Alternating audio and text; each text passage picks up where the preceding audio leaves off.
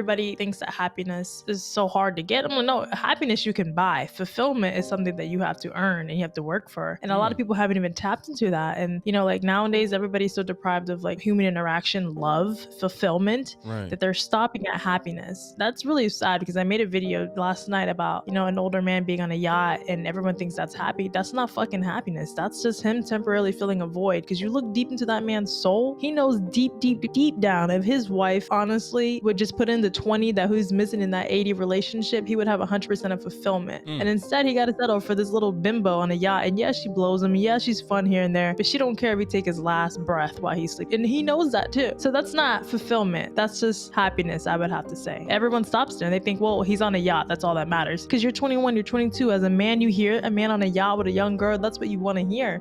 But as a 50, 60-year-old man, that's embarrassing. A lot of my clients that are older would tell me they'll go on these bigger trips with their other friends that are married, and everybody's around the same age bracket. We're talking about the same things. We're kind of on the same level, the same spheres. And then you have this younger girl that's there. It's like, can we take shots? Can we go do this?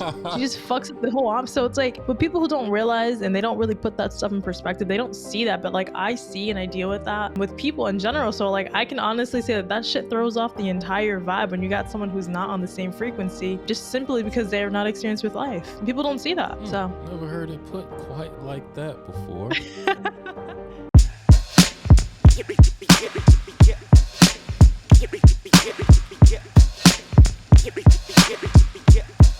The Quote Goats Podcast. With your hosts, Tommy Guns. The Quote Goats Podcast. You have the whole setup there. It's so clean. Thank you. I put a lot of work into it. Yeah, you got the whole switchboard going on and everything. That is solid. Look at you. Are you a one-man team? One-man team. That's pretty cool. That's good for you. I don't know. I salute you for that. This is why we need men for certain things and women should stay in their lane, because there's some things that we just shouldn't do. I did that when I was in Tampa, the whole podcasting, and it's a lot of work. It's a lot of work. A lot of work for one person, let me tell you. Yeah.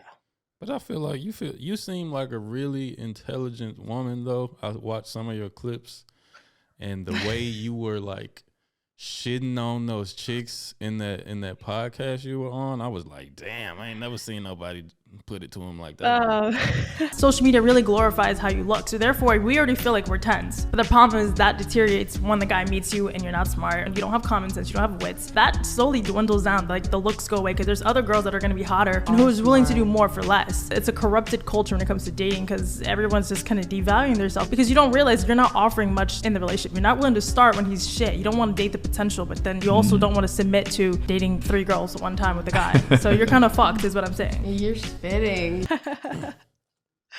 No, it sucks because this is probably on that podcast in specifics, like it's probably the 10th time I've had a conversation like that. So honestly, I'm kind of tired of talking about like that surface gaze conversation. Like there's a depth that I want to go into, but I just think that too many people are just surface nowadays, and they haven't really tapped into that, because people are really quick to react and they're not actually ready to listen, learn, or observe. Right. So I'm saying something honestly there that I could like file my nails and just look down and talk, and them folks were just like baffled. I'm like, then that tells me that you guys are living in this little utopia, this fantasy land. It's really sad, honestly, because I'm like, there's so much more that you haven't lived, and there's this idea that I think I just finally figured it out today, like how to say it, that everybody thinks that happiness is so hard to get. I'm like, no, happiness you can buy. Fulfillment is something that you have to earn and you have to work for.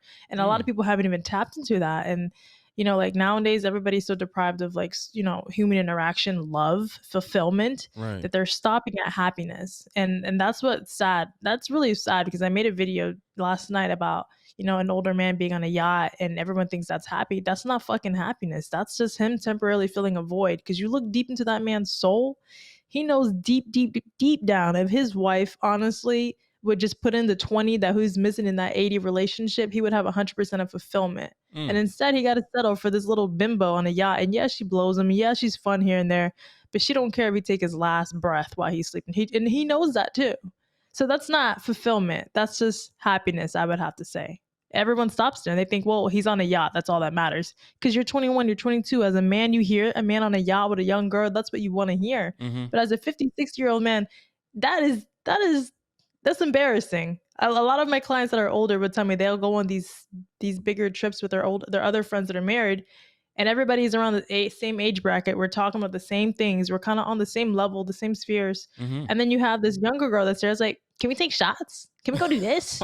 She just fucks up the whole arm. So it's like, but people who don't realize and they don't really put that stuff in perspective, they don't see that. But like I see and I deal with that with people in general. So like I can honestly say that shit throws off the entire vibe when you got someone who's not on the same frequency, just simply because they're not experienced with life. And people don't see that. So never heard it put quite like that before. that's what I mean. I can't go on these podcasts and talk about that because it's crickets in the room. Like there was one point where we were talking about something and it was crickets and I had to apologize. Like, I'm sorry that I go too deep. My bad. Let me just backtrack a little bit. Wow. And it sucks. It really sucks. I didn't get to watch the whole thing. I tried to find it, but they don't really curate their episodes very well, so I couldn't. I was looking for the thumbnail with you in it, but it was just a whole bunch of random looking. It's nothing to watch, honestly. I don't recommend it. I'm not proud of that episode, to be really honest. It was like 4 hours of agony. So for anyone that actually, my editor sat through it, and he was solid for that. Okay. Wow. Okay. Yeah. But the clips that I saw, like you was shitting on him though. I was like, who is this? Who is this woman? Oh, you're so funny. I was actually I was not happy with that panel, to be honest, because they asked me to come on like a couple times. Mm-hmm. And I said no, just because like I'm on the East Coast or on the West Coast. That's a bit of a hike to me personally. I really don't. And I don't like going on those type of panels just because I was gonna ask you, like, what do you feel about panel podcasts like Fresh and Fit and, you know, the one you were on, what it's called, whatever.com? Like, yeah. And it's just these, it seems to me, I've never participated. I mean, I have like in studio podcasts sometimes with like a few women, but I don't like purposely seek out, for lack of a better term, like bimbos who are kind of like airheaded just to like dunk on them. And it seems like that's what they do on those panels. You know? They do. They purposely do. And I'm a living testament of it. And regardless of, I don't like their following in specifics. And I've learned from it because I was sort of in the red pill to begin with. Mm-hmm. I just sort of fell into it and it was categorized that way. And, you know, when you're new in the space, you kind of want to belong somewhere. So you think it's normal. And then you start seeing things just don't add up. Like I like to go into depth. And for them, they're entertainment. And you have to understand that. To me, they're like Jerry Springer. That's what they do. So you can't really get mad at what they do. And I'm not mad at it. I just it doesn't align with what I stand for into depth. I think the structure of it, as far as like speaking up for men's mental health, I'm all in for that. Mm-hmm. You know, but beyond that, I'm not here to start a women's hate club. I think that's childish as hell. Like grown ass men barking more than women, then are you really a man? Like I don't remember traditional men back in my family barking like that. Right. So as somebody who has been on Fresh and Fit and has gone on this other one, I personally, you've been from on my Fresh experience and Fit too? You've been on Fresh? Unfortunately. Oh, yes, okay. I gotta check them clips out too. I'm sure there's some doozies in there. Yeah, but I wasn't the same person I am now. Like I've grown so much in this space. Like I learned really fast just because like I don't like to make mistakes, mm-hmm. and I don't really have room to constantly make mistakes because it is digital footprint. So you know, I took like a 3-month break in this space just because it hit me so fast, and I moved to Miami for it. But long story super short, when I was on the Fresh and Fit to begin with, they wanted me to drink, you know, before the show, and I don't drink, I don't smoke, like I don't do any of that. So for me, it was like, it wasn't like a respectful thing. It was more like they demonized me for not wanting to participate in that stuff. And it kind of irritated me because I was like, you know, you guys complain about women being hoes, and the minute I come on here and I'm not hating on nobody for being a hoe. If you want to be a hoe, that's your own sinful activity. I'm a pass on that. Okay. But I definitely got demonized for that. And then when we went to go take pictures on the balcony, which I also didn't think it was necessary. I thought it was stupid. Like just take one of my profile pictures from my page. Like I only have 10 photos of myself on Instagram. There's no reason why I should participate in this. I'm not comfortable with this. Yeah. They wanted me to like pose in a way where it was like, you know, ass out, face like that. Like I don't pose like that. So again, it was like so many things that I saw. I was like, see, you guys specifically do this shit for the clickbaits, for the simps.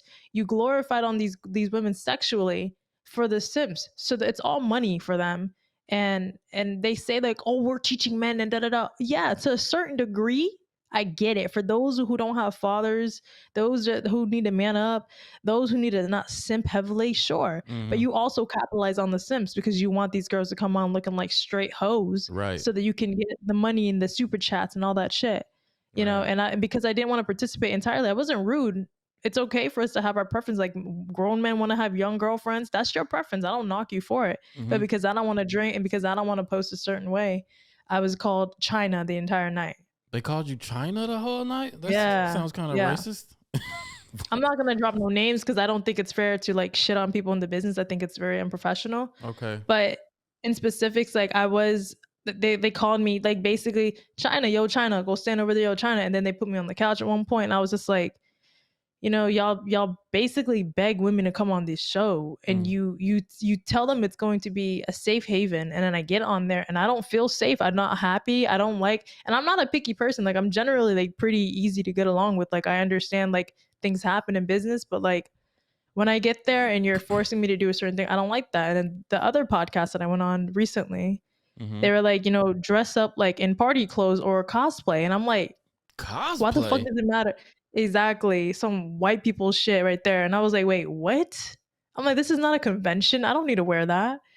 So, you know, again, it made me realize like, if I wasn't confident in myself, I would feel like I have to go on these shows dressed a certain way. But I'm like, y'all, I came here to talk. I'm not here to sell myself. Like I'm not selling my body. I don't post that on regular day basis. So I'm not going on a show dressed like I'm going on a first date. That was a requirement, Mm-hmm. you know?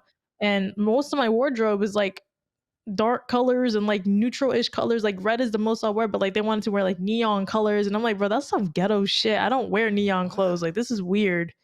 So, I mean, I said, I'm going to show up and wear this. If they have a problem with it, then they can kick me off. I really don't care. Yeah. And I just, again, I see all the strategies that are implemented and I see what they try to do and the amount of times that I was cut off because a super chat came in. So you don't really care about the message. You care about the money. Right. And you praise the idiots who send the money in, whether, you know, however much it is, the more you praise them, even if it's a dumbass comment, you know, and I stand on principle, I stand on honor, I like integrity. And when you're there talking about something on like an actual subject and you override that because of money, then you're not really here to actually serve a purpose. You're just here to collect and just be real about it. So at least we all know why we're here. So that's my experience with the panel shit. And it's not my thing.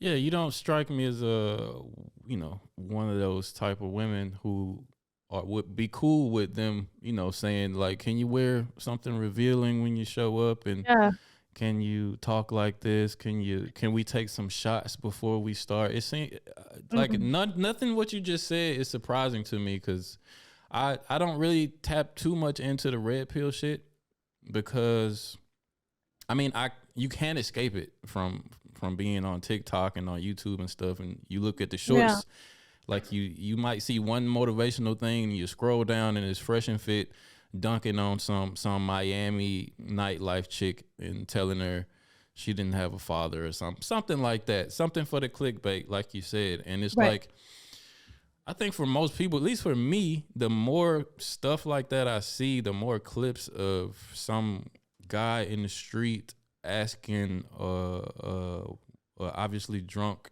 woman that just left the club some gotcha question like, what's your body count, or what's the secret that you didn't tell your ex, and she like, oh, I fucked his friend, you know. And they're making it seem like the majority of women are like this when they probably asked 100 people the same question that night, and they took the most salacious one and posted it, and it like gives the perception that society is like this, and it like for a normal guy it'll kind of turn you off on women in general. Like me, I even catch myself feeling like that, like, wow, like I'm glad I'm in a relationship because it seems like the dating pool is real shallow out here right now, you know? Right.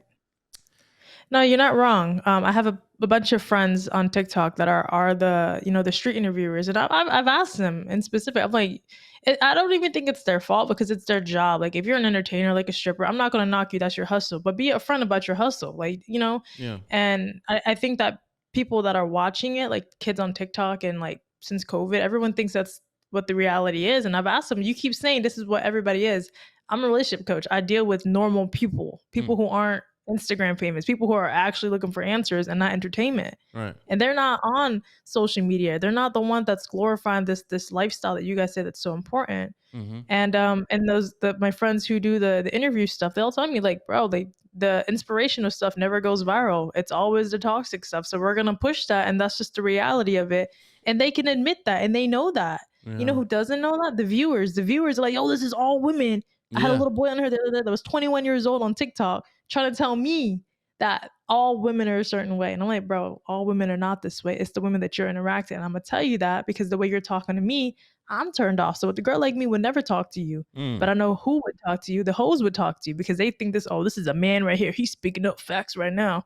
I'm like, you're not spitting up facts. You're creating some stupid ideology that you've accumulated on your own. Mm-hmm. And it doesn't make any damn sense. It makes sense in your world because you're hurt, you're lost, and you're looking for validation through these stupid podcasts that are just entertainment. They have one fact and then they have like 5 bullshit that comes with it, and you're taking all of it. Mm-hmm. So that's what's happening. I mean, it is entertaining, but I'm like, if I was a young guy watching it, like you said, the little 20-year-old dude you were talking to, he's bought it hook, line, and sinker. But you have to be done lived a little bit of life to like see behind the curtain, and I kind of do this too. And I have a wireless mic. I could go in the street and ask like wild questions and stuff. I could go in the club and ask drunk girls like whatever wild question, like, but I tend to like, because the reason why I got into podcasting in the first place, and the reason why like I like it, because I'm not really that talkative of a person in real life. Like I'm not a small talker. I don't like talking just to like hear myself speak.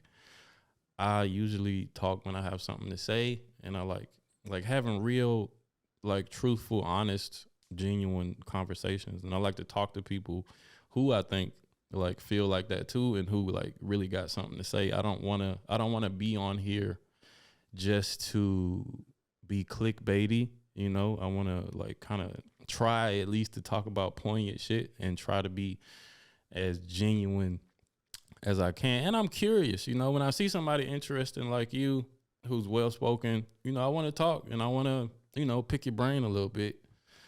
And I'm not just on here. Like I watched a little bit of a whatever.com podcast like an hour ago for the first time when I was looking for your episode, and I noticed like I guess they do them live. I've never really done a live podcast before, so I haven't even really been in this space for that long, maybe like a year now. And I noticed how he started the episode by plugging every way someone could contribute monetarily. Like, make sure you send the $10. If you send it to super chat, it's got to be $10, or I'm not gonna read it. So get your money up. You know what I'm saying? We got the Patreon over here, and you can send us money this way and that way and all this stuff. And I'm like, yeah. When are you gonna jump into the conversation? You know what I'm saying? When you're gonna say some. That's why they do the live thing, honestly, and that's why like I struggle in that space because I say these things because I'm actually passionate about it, and putting a dollar on it is my struggle, but also because like the entertainment space, you actually don't make any money from it. Like when you're an entertainer on air, like unless you're selling knowledge, you're not gonna make money. Mm-hmm. And Fresh and Fit has learned how to do both entertainment and selling courses. I mean, and stuff you got to like that. get the money though. You can't really do it for free. I can't really. No, knock I 'em. agree, but it has to be to me in like a very honorable way. Like it has to kind of match with you, and like I refuse to beg. I refuse to like capitalize on like simps in that. It's very demeaning. Like Instagram just allowed me to put out like a subscription thing, and I was like, why does this keep popping up? Let me try it. So I activated it. I put it out there, and 2 people subscribed to it, and they keep sending me like reels and having small conversation. And I don't like having small conversation. Like we can talk about some shit, or you can do you and I'll do me. Yeah, yeah, yeah. But because they subscribed to this thing, I felt like I was obligated to talk to them. And this is why I don't like the whole subscriber factor, because there's no dollar on me. Like there's no price value on me. And that's weird. I'm not saying that from like a feminist point of view or something, but it's just like, if you're a grown ass man and you spend all this time on social media sending me reels, this is why you come to me with, I hate women, women suck, because you're on social media all the damn time. No woman wants to be with a man who lives on social media. Right, right, And right. as somebody who is a content creator, just because it's my fault for turning on the subscription thing, but I didn't know how this was. I've never been one to have a freaking subscriber thing before. So, At least it wasn't I OnlyFans or something like that. yeah, but now I feel the effects of it, and I don't like it. I'm like, bro, I don't want to reply to this right now because this is not an actual conversation. I'll reply to someone like, hey, how do I deal with this? Mhm. That I would usually charge for. But I'm like, if I feel like replying, I'll reply to it. But like, we're not gonna be having small talk, and I'm not gonna be tickling your pickle. This is weird. Let me get out of this conversation. Right. So I need to turn that thing off because I can't do it. I'm like, I'd rather sell a course or something, but I'm not gonna be entertaining things for $4.99 a month. That's like out of my character. Yeah, that sounds kind of OnlyFansy. Right? Yeah, Right? it does. What do you think about the whole OnlyFans generation and women who, because you keep like mentioning simps, and like they thriving off of the simp culture out here, off of these like incel dudes who are just paying whatever 99 a month for them to, send them feet pics and Yeah. whatever else, you know what I'm saying? And a lot of women, well, maybe not a lot of women, but you see a lot of women online glorifying it and acting like they like this some boss because they like, they selling ass online, and it's the Yeah. cool thing to do these days. And it's no shame. Yeah. It's no shame in it. But There is no in my shame for opinion, it, it but should be shame. You should be shamed for shit like that. I'm sorry. that's the thing. This culture doesn't want to talk about. I hate the fact that someone's like, you shouldn't shame someone. I'm like, no, we need to bring back humility. We need to bring back shame. Y'all are Thank doing you. way too much, and y'all are disrespectful towards yourself, towards your parents, towards the people around you, towards your sister, your brother, your family. Like, Your I just future think kids. your kids. It's digital footprint, and I know girls who do it, and I know. How do I say this? You can never really get rid of all the bad things in the world. That's how I look at it. Right. I think there's people who do it because they don't have a choice, to a certain level of don't having a choice. Like I know somebody who had like a felony or something, and she was like, "This is what I had to do to get on my feet." All right, you got girls who had to do that, Right. and then we got the rest of them who were just bumming it through because it's the easy way of life. And I'm like, listen, there's a reason why we don't respect drug dealers, because of how they make their money. You can make your money all you want, but if you make your money in a way where I'm not going to respect you, you get your money, but you will be eating by yourself. And if that's the value of life for you, is just the fact that I have money, do you, boo? I was like, because I have to do my shit the right way. So does my man. I was like, and it's not easy, but that's the price we pay. And at the end of the day, when we look at each other, we feel very fulfilled in the sense where we did this the right way and we're happy with how we got it and the respect that comes with it. And that overrides everything for me. So as far as how people choose to make their living, there's a lot of people that do, they're scammers. I'm in Miami. There's a lot of scammer activity out here. Really? There's a lot of drug dealers. Yeah, there's a lot of OnlyFans girls. So it's like, I'm not going to sit here and continuously tell people they shouldn't do it. I'm over that part. I'm like, you know damn well you shouldn't do it. There's other ways to make money. There's plenty of ways to be an affiliate seller online. There's ways to make money on what is it, online? They teach you how to make so much money online nowadays. Right. We have more access to it than we did back in the day. So there's really no excuse as to why you choose to do it that way. Mm-hmm. So it's just kind of unfortunate. I don't agree with it. I don't like it. But there's no stopping it. It's just like an epidemic of girls on there, and then it's a demand and supply when it comes to simps and then girls doing that. Right. Man, I blame the simps. If it wasn't nobody paying for that shit, then it wouldn't seem like such a lucrative thing to do. But it's always gonna be like, in my opinion, weirdo guys out there who want to see a girl's feet or even pay for some dirty underwear or some shit. Like, who are you? Like, how do you not have enough dignity not to like write a woman and like ask her for these outlandish things? I made a video the other day about like how like the death of shame. Like you you get shamed for shaming shameful behavior, and I think I blame Amber Rose for that shit. She started the whole slut shaming thing and the whole slut walk thing, trying to like take back the word and like reimagine it. Like, what? Why? Why? You should be ashamed of being a slut. You know, there's a Mm-hmm. reason why throughout time and history, like women weren't supposed to be like slutty and like promiscuous and stuff. Oh And yeah, I agree. only because I of like modern day technology that it's less risky for a woman to like be promiscuous, you know, with like birth control and you yeah. know abortions and like you know women like get out of jail free cards for women, you know. But I think like society is just, it seems like society is just going downhill from what you see I would say online anyway. if you're tapped into social media like that, if you're But indulging who's into not? it, yeah. Who's not though? Who's not on? It's a very small amount of people that's But getting less and I would less say that ain't online. the You know what I'm reason saying? why, there's a reason why. And I want to go back to like, I want to go to the root of it of parenting. I think like people don't know how to parent their kids anymore. And I would say this for the Gen Z and millennials to a level of um people don't raise their kid. They give their kids an iPhone. They give them an iPad. Mm. So instead of actually putting them in sports, making them go touch grass, when you become a parent, you become selfless. And a lot of people are still very selfish. So what happens is their kids grow up in an environment where you see a very unhealthy relationship with your parents. Sometimes the dad's not in the picture, and the mom has all the load of being the mom and the dad. Mm-hmm. And then your kids are now, their whole entertainment in life is social media. They have this envious life of, I want to be this person. This person's doing this. Why? Because as a parent, everyone's fucking nowadays, y'all. Everyone's having kids. Yeah. Is their body their right? But y'all don't realize the responsibility that comes with it. Right. Because you're so into this world of like, it's free will. Let people do what they want to do. No. I don't believe in that. I think everything comes with responsibilities. Everything is a privilege and it has to be earned. And instead of teaching kids, they're pretty much letting the internet teach them. Mm-hmm. So what happens? People grow up lost in identity. They don't have a purpose. They don't have a goal.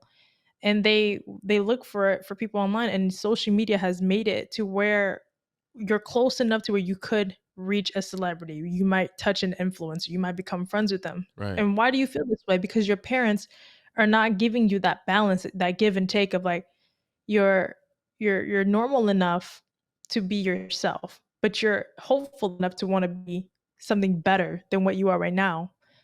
So it's like it's a balance. Like I had to find that balance. Mm-hmm. And it's unfortunate because these kids nowadays have so much options. Like the girls of my age, I'm 28.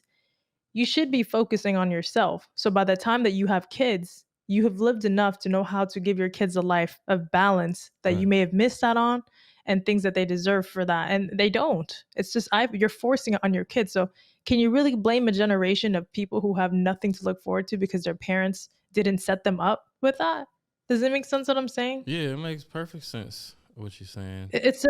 It's almost like getting mad at kids for being spoiled. Who the fuck spoiled them? Their parents. Mm-hmm. Why?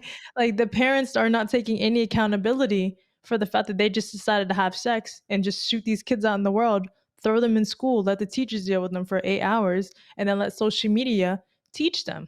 Right. That's what it is, because nobody's actually implementing what kids need to, like, if you're tiger parenting, you're sheltering your kid too much. But if you neglect them too much, now they're looking for the ones who need to love them, the parents that should have loved them, now looking for a man to love them, a girl to love them. There's a balance. And I'm not saying it's easy. I know it's not easy, and it's hard for me to talk about the subject because people will be like, you don't have kids, you shouldn't talk about that. I'm like, bro, but it's common fucking But sense. I got kids and you spitting facts. That's This- what I but be this is preaching. yeah, that's what pisses me off the most about this space is a lot of things. It's like men will say like, I'm a logical person, women are emotional. From logical to logical, if I'm saying something logical, why are you dismissing it? Because I'm a woman? Because I'm a girl? Because I don't have kids? If it makes sense, it should make sense. Take the Yeah. emotions out of it. And if you plug it into your life, if you look at the problem for what it is, I have a Telegram channel, and I have clients that are of all ages, and they're lost. They're really just lost, and they're looking for a sense of direction.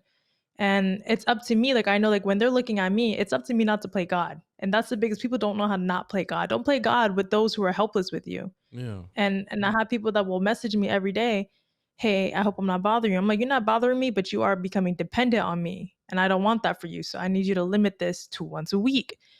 As much as I don't want to say that to them, I have to say that to them. And how are you supposed to tell your kids that as a parent if you are not strong as an individual to know, like, perception wise, I love my child, but I can't shower them with everything. I need to pull back a little bit and let nature take its course. Mm-hmm. People aren't doing that nowadays. What they're doing is just, oh, your kid's annoying. Here's an iPhone. Go away. Mom and daddy's fighting right now. It's like stupid shit like that. Well, I think that's like a generational thing too, because if your parent wasn't raised right and their parent wasn't raised right, you know what I'm saying? It's just a perpetual situation. It is.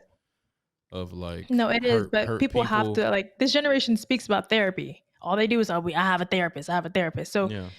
you know, we're so aware of our problem. Everybody has a mental illness nowadays. Everybody has Right? anxiety nowadays. Yeah. So to me, it's like, if you're aware that you got issues, you got to stop blaming it on your grandma, your ancestors, and the generation. Like, I don't have any reason to be who I am now. I have every statistical reason to be a degenerate. As someone who grew up the way I did and leaving home at the age that I left, I shouldn't be this person. I shouldn't even sound like this. So to me, it's your life, and it's all mental, to be really, like, all the trauma you endure, all the pain you've endured, it's all mental. So I mean, what's really stopping you other than you opening a book, going on YouTube, getting a therapist, getting some help, having some self-awareness? It's all you. No one's But stopping you. You're not missing a leg, you're not that's the missing an arm. thing. You just That's the thing though. People are quick to identify their problem and their issue these days, but they would rather use that as an excuse to be the thing that whatever trauma made them be, instead of correcting it and becoming a better person. They just like, fuck it, like, I ain't got no choice but to be like this. Like, I'm like, you know, I'm a black man, but I preach to other black people to not live in like a victimhood mentality. You know what I'm saying? Right. Don't use the crutch. Don't make your blackness a crutch, and don't even make it like, don't even put it at the forefront of your identity. You know what I'm saying? Don't teach your kids that you got to be twice as good than the white person to succeed in life. You know what I'm saying? Like, right. I don't preach that to my kids. I don't live my life that way. I don't wake up in the morning and say like, woe is me. What shortcoming am I gonna face today because I'm black? You know what I'm saying? I don't even, that's not even in my psyche. I just see myself as a human being going through life, you know what I'm saying? And I don't feel like oppressed. I don't feel like a boot is on my neck and something is always holding me down. You know what I'm saying? I feel like I can do anything I apply myself to do, you know? I come from like very humble beginnings. I grew up on a farm.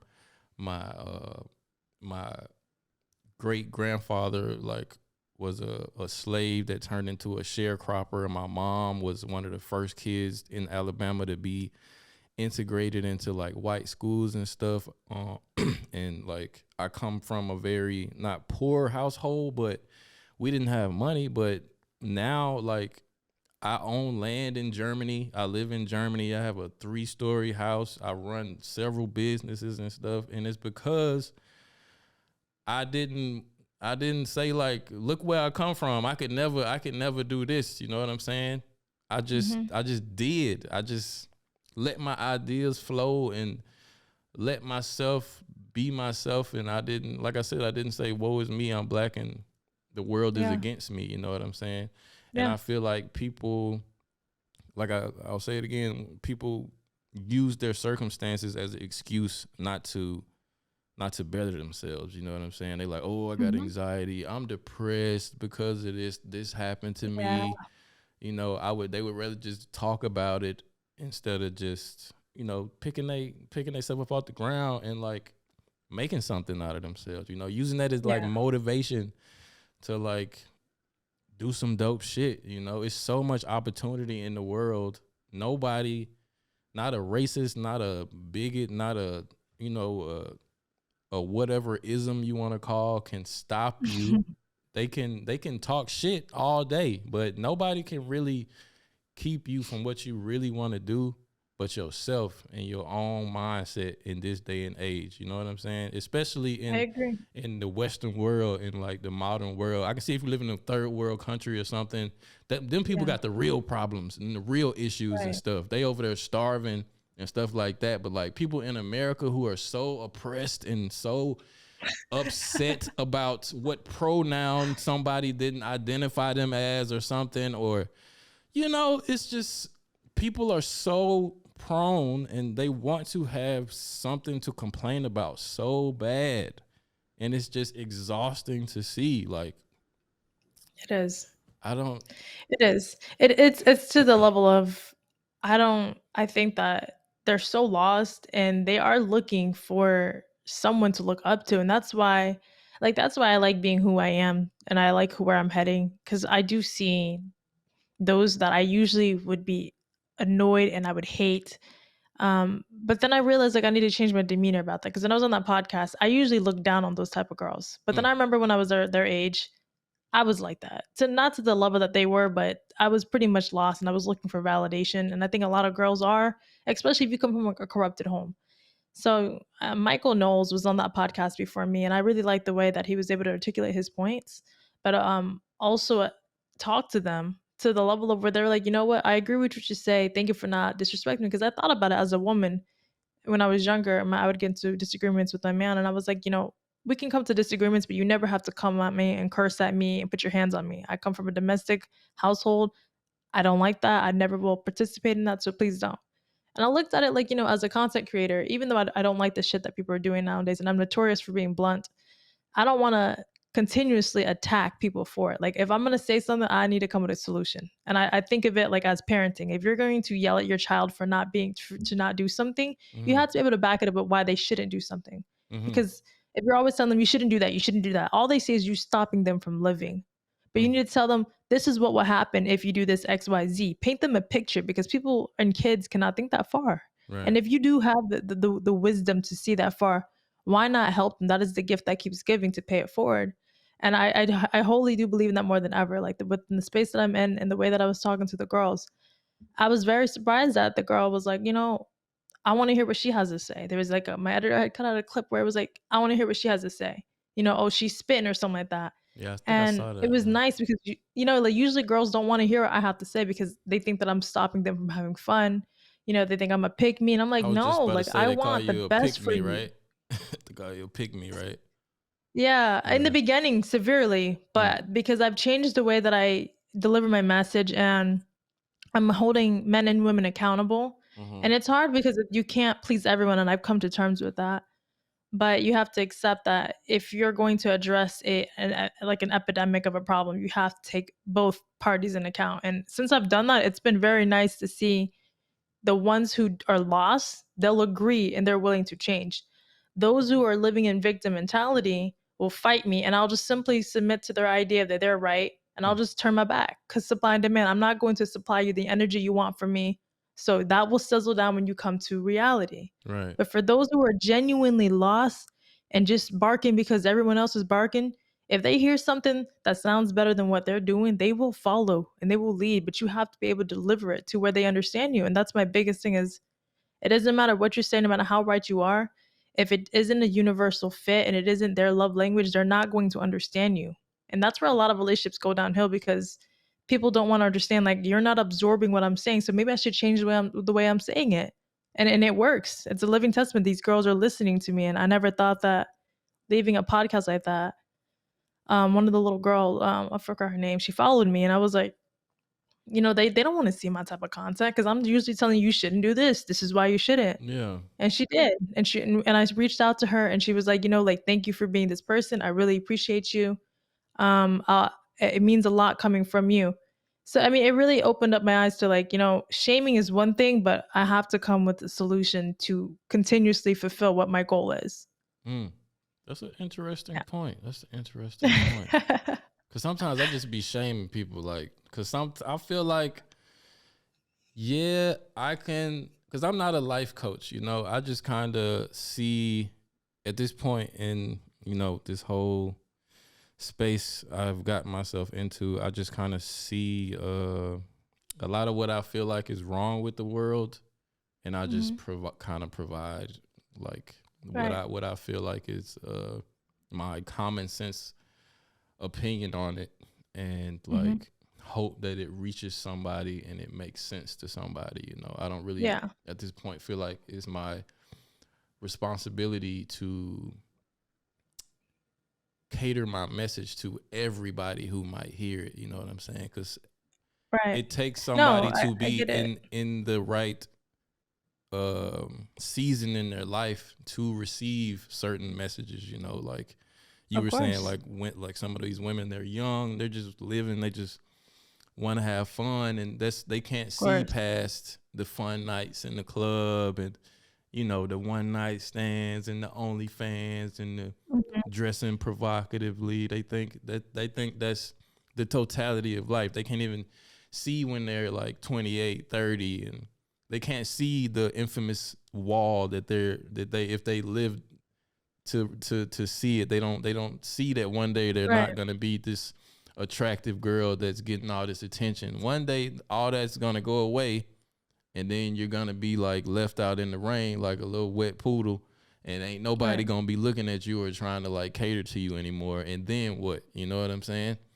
Right. And those But type of girls. coming from a man, they will never listen to a man saying it. It's almost like me telling a man on how to be a man. He's never going to listen to me. And Mm, I come to terms with that. I can only tell a man what a woman likes, and he could probably tweak to get her attention, but I can never tell a man on how to be a man, no matter how logical I sound. mm-hmm. So I am a woman. I am a girl. I have, a pretty decent relationship, I'd like to say. I like my life pretty private online just because people are crazy online. Right. But for the most part, for those who do know me privately, they do know how my relationship is. And when I speak to women, it's first off, like you can't help it. You can't help but to check each other on how you look, how you carry yourself, how you are with your relationships. And they do listen, even if it's not immediately.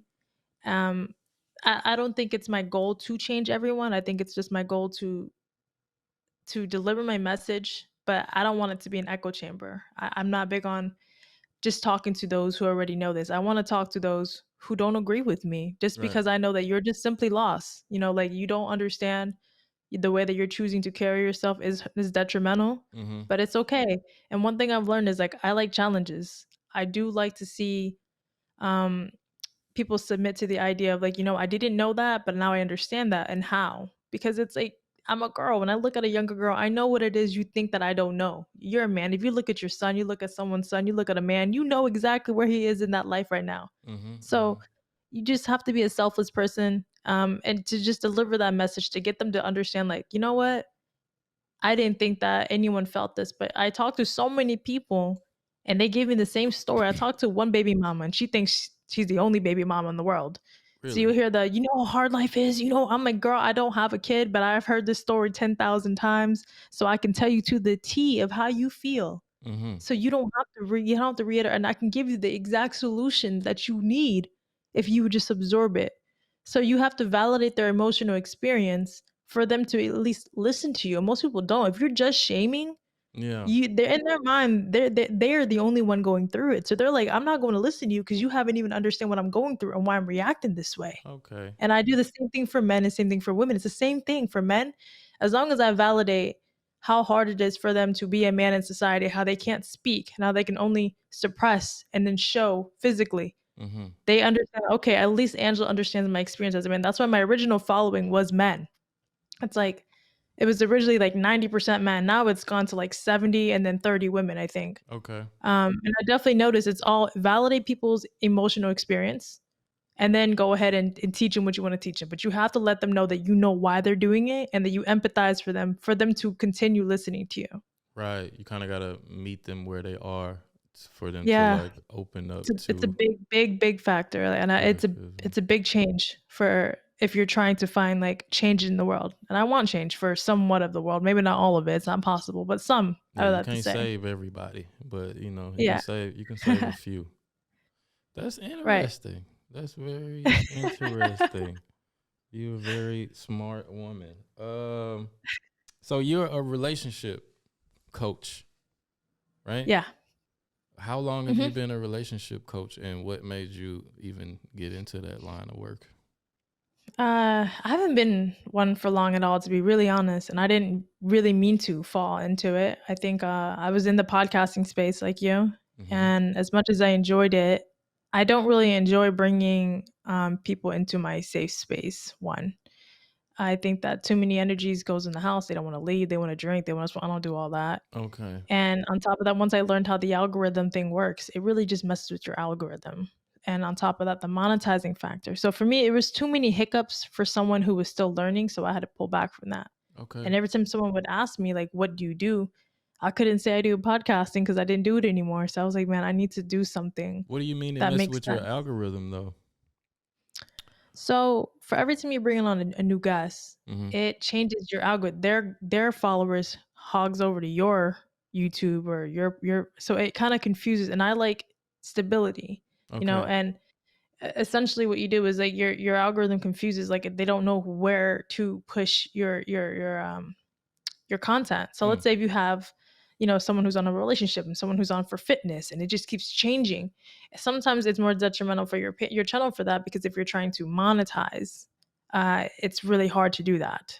Right. So for me, I couldn't do that anymore, because like I'd have a huge following from somebody that was in the political space, and it would ruin my entire views on that one. It'd be just the people from the person that I brought on. It would ruin it. And I'm like, oh damn, this is not how I want it. And I wasn't credible enough. I'm not, you know, in the space for anyone to know me. You're not watching it for me. You're watching it for the guests that I bring on. Mm-hmm. And I want my channel to grow for me.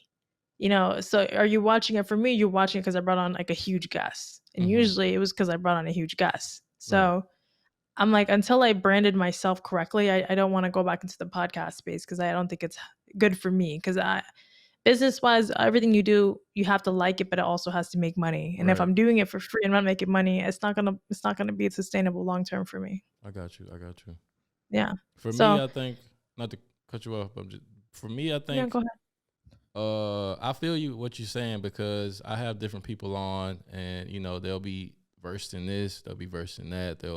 It'll be, some will be political, some will be like relationship stuff, some Yeah. will just be fun, like storytelling, laughing stuff, and hmm it is kind of all over the place. But I feel like hmm it's taking a longer time, but it doesn't happen quick. But for me, at least, it's giving me like a really well-rounded like fan base, for lack of a better word, because I'm getting people from like all avenues of life.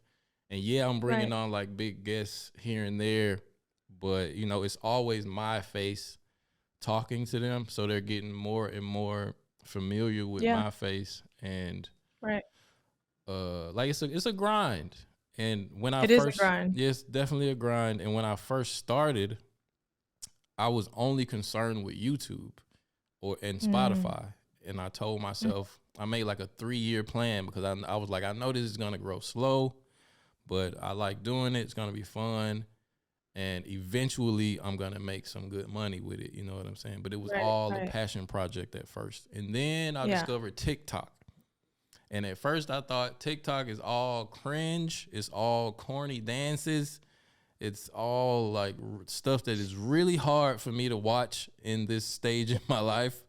Yeah. And then I started making like short clips for Instagram reels and stuff, because I heard they were pushing it, and I figured like, okay, maybe I can drive people to my YouTube and other stuff if I just put a hmm few reels out, because they're pushing the numbers right now. And hmm then somebody suggested that I just, repurpose the reels and put them on TikTok. And when I first started, it was just I had a co-host, which I don't have anymore, which is a long story. But we were just telling like funny stories. Like I would get a group of guys Right. in here. It was like Joe Rogan, which it still is hmm sometimes. But I told a story about because my girlfriend's a model and she has model friends that get flown to Dubai and get pooped on and peed on and stuff. And God damn. and I told the story that she told me, and they couldn't believe it, and I guess TikTok couldn't believe it, and that was like my first viral video. Got like 1 million views in a day, and I was like, whoa, okay, TikTok is where it's at. Yeah. And it's been slowly trickling to my other platforms and growing pretty fast since then. So I feel what you're saying, and it does mess with I'm in a weird place in my algorithm right now. I don't know if it's because after you reach certain, like TikTok, the algorithm is crazy, but it's kind of weird because It changes all the time. yeah, in the latest change, I don't know if it's a milestone after you reach 200K, they like change it on you and you have to like prove yourself again and post 3 times a day again or some shit.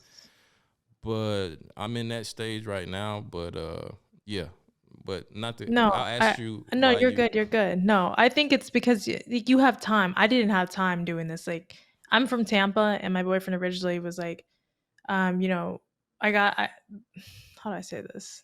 I hate like biting the hand that feeds me. Basically, I got offered to move here to be a co-host for a podcast, basically Okay. that worked with someone else that was credible. And I thought it was a great idea, but I also have never left Tampa. So I was very excited for it, but I also didn't want to because it was Miami. Miami is not my vibe. Okay. So, he blew up my phone a couple of times. I was like, ignoring him. My boyfriend's like, why is so-and-so calling you? So I told him, thinking like it was not going to be anything. He's like, why don't you go? And I was like, because it's Miami. I was like, we both don't like Miami. Why would I do that? Mm-hmm. He's like, well, it's a good plan. I think you should try it. You've done everything you can in Tampa. You've surpassed. I've done so much things in Tampa. Like my whole family's known in Tampa for the salon and the things that we've done. And I've been there my whole life. And I've kind of been always under the radar. Okay. But I really just don't do much. But I've always had projects. So, long story short, he was like, he's the one who pushed me out here. So the pressure for me to be successful being here was kind of real because it wasn't about money. It was about doing something that I loved for the first time and it being a hit. But by the time I moved here, it wasn't what I thought it was going to be. These guys didn't have anything ready like they say they would. They're supposed to be a director, they're supposed to be an editor, they're supposed to be all this shit. And it was just all scammer activities. Or I was like, this is a full blown hate podcast, and I'm here for changes. Like when I was in Tampa, I was still learning what I was doing on the podcast. I had 6 episodes; they went really well, and they liked what I did, and they wanted to take that and do something all the same, kind of like the Joe Rogan idea, and there was one with Shia LaBeouf. Like that was an infamous theme that we were going for. But once we got there, he got fired from his place, and he went on like a whole hate thing and turned what the podcast was to be inspirational into a hate podcast. And I was like, I don't really stand for this misogyny shit. Like, I understand there's problems in the world, but like, I don't stand for this. Right. So I quit after 8 episodes. And ever since then, that's why I had to jump out of the podcast space because I don't have time to slowly build, my podcast. So for me, it was like, I need to do something that I could actually financially survive that makes sense. Right. So I don't want to depend everything on him because he just changed careers. So, I want to be responsible also, but I don't want to do nails anymore. I've done it since I was 14. Oh, okay. So, yeah. So for me, it was like, I'm getting so much, like I had so much, a decent following from when I was doing TikTok and that podcast. Everybody's reaching out to me for relationship advice. And I'm like, why don't I just monetize on this? So I started doing Zooms with people, one-on-ones. And then I was like, you know what? I guess I'm a relationship coach because I see success in it and I see people are very happy with their results. And that's how I pretty much ended up being a relationship coach. But I found out the relationship goes beyond relationship. It's life. So right now I'm taking a certification course through Jay Shetty. Okay. And it's a life coaching course because most of people's relationship problems stems from life in general, their childhood trauma. And it pretty much projects over to everything else. And they see so much value in intimate relationships, but they don't see value in any other relationships. And they don't realize like you got to have all of it intact to be happy. It's not just the intimate one. It doesn't work that way. That makes sense. I can see why. I can see why you making money in life and relationship coach. Got me thinking about life over here. But that's dope. That's dope. And you have a lot of people who hit you up for like advice and stuff? Yeah, honestly, I do. It's just for me, like, it's weird because when I get DMs, I like to look at it sometimes, and it's like, "Hey, I'm struggling with this. Can you help me with this?" And in my mind, I'm like, the link is in my bio. You really should just click on it, pay for the advice. Cause I have a link where it's like, you want advice, pay for it, and I'll give you a personalized video of whatever problem you have. Mm-hmm. But I know that some people are young, sometimes they're broke, and some people just like are really going through it. The last thing you're thinking about is paying for an advice for probably some mediocre advice. So to me, I look at it as like, I make really decent money off of the clients that I do have. So I do have a decent amount of people that hit me up. Mm-hmm. And it's every now and then I'll reply with like, just genuine answers. And I'm like, that's gonna be my charitable, like, pay it forward and just accept that for what it is. And maybe that might Okay. help one person through. There's something. And the other day I was on TikTok live and somebody was like, that advice you gave me a couple months ago about leaving my situationship, thank you, it worked. And I'm so thankful. Mm-hmm. So to me it was like, wow, like that's nice to know. Like it's the gift that keeps giving. So I'm like, it's worth it. That's dope. That's dope. Yeah. Do you feel like helping so many people with their issues and stuff? Do you feel like a pressure to like be perfect in your own relationship because like you're supposed to be an authority on like relationships and stuff like that? Does it like spill over into yours? I don't think so, honestly. Because I don't want to be too like stern in my answer. I could be wrong, but I mean, from the results of my relationship, I would have to say, priorities are important. And I think like I put my relationship over everything, even over my career, even over my passion. And I think people don't do that. Even when you have kids, I think that your relationship should always go first, even though your kids are important, as Wait a long as minute. they're Wait, safe, wait, as wait, long as they're wait a happy. minute. Wait a minute. Say that Hear one me more out. time. Say that one more time. I want to I play this back think for my wife. I think relationships should be first, and your partner should be first in relationships, not your kids. And Right. I'll go into detail why, because I know like maternally, a lot of women will hear that and get triggered by it. Right. But I'm not saying that in a disrespectful way. What I mean when I say that, as long as your kids are safe and they're happy, that's good. Mm-hmm. But when you pour too much into your kids, what happens is there's an imbalance in it where you're suffocating them their entire childhood. There's supposed to be a natural nature course that your kids are supposed to go through. And Mm-hmm. when you're suffocating them because you love them so much, you're putting them first. Not only are you taking away time from your partner, an intimate relationship with your partner, Mm. you're pouring too much into your kid. So Yeah. by the time they turn 18, they can't wait to get the fuck out of the house. So Right. as a mom or a parent, you're gonna feel cheated. Like, how dare you feel this way after I've given you my entire life, my youth, my freedom, and that's how you feel. So you don't really win as a mom when you do that. So that's why I tell women, like, put your partner first, because your partner is why you are there. Your partner is the one that makes you feel happy to be a mom, to be a wife, to be a person, Mm-hmm. regardless of what you say. So your partner needs it first, whether it's emotionally, intimately, support, and if you give to them, they'll give to you. And I think it's the back and forthness. So for me, like, regardless of what I do online and my work, he goes first. Like, he's the first person I talk to in the morning. He's the first person I go through for everything. Mm-hmm. um and that's probably why, like, I have a Telegram channel and I do stuff online, and people will tell me, like, why don't you post every single day? I'm like, because I have a fucking life. I love y'all, and I know I should be making money the way other people capitalize on it, but my relationship comes first. And at the Mm. end of the day, he's the breadwinner, and I like that. And I support that. And he's doing, the more I support him emotionally and the more that he knows that he has my loyalty, the better his business grows and the better he grows as an individual. Right. I know where to invest my eggs at. I'm happy with that. The internet is a cool place. It's nice. I make money here and there, but compared to him, it's chump change. So I'm not going to be putting all my investment there, my priorities there. When if I get canceled, I'm done for. What did I do? I killed my own relationship, and I invested all this time. It's just something that could easily get snatched away from me. So Okay. you got to look at it from a longevity point. Preach, preach, preach. I thought you were gonna disagree with me on the kid thing. A lot of people put me on the stake for that because I don't have kids. But I would have to say, like, as an Asian child, growing up, you know, I left home really early, so it doesn't count for me. But I was suffocated in a sense where, like, your parents tiger parent you. They don't want you to do things. They don't want you to you have a keep social life. They you don't keep want you to saying dream. tiger parent. It's the same as like a helicopter parent because that's the Yeah. term I'm familiar Yes. with. Like you're hovering Yes. over So them. they want you to do everything that they didn't get to do, But that's just like, you can't do that. You can't you have to let nature's play its course. You have to give your kid what they need to survive. But when you give them too much, now they no longer have a passion or a drive in life. Mm. If like you're giving them more than what they need. So in their world, you're creating an entitled child, which is why we have a generation full of entitled kids. Because you're giving them more than what Narcissists. they've earned. This whole generation full of narcissists that think the whole world revolves around them. Parents, it's the parents' fault. I hate to say it. And is it their fault entirely? No.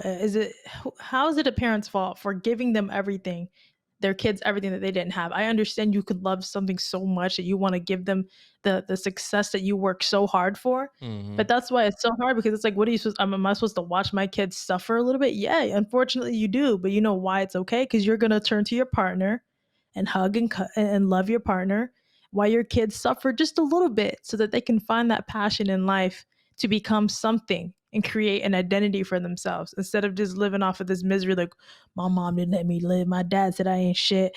Blah, blah, blah, blah, blah. I'm going to go Mm-hmm. spend my trust fund money. Like, why? You ruined an individual by just tiger parenting them or neglecting. It's one extreme or the other. There's like a balance you have to It find. is a balance you have to find.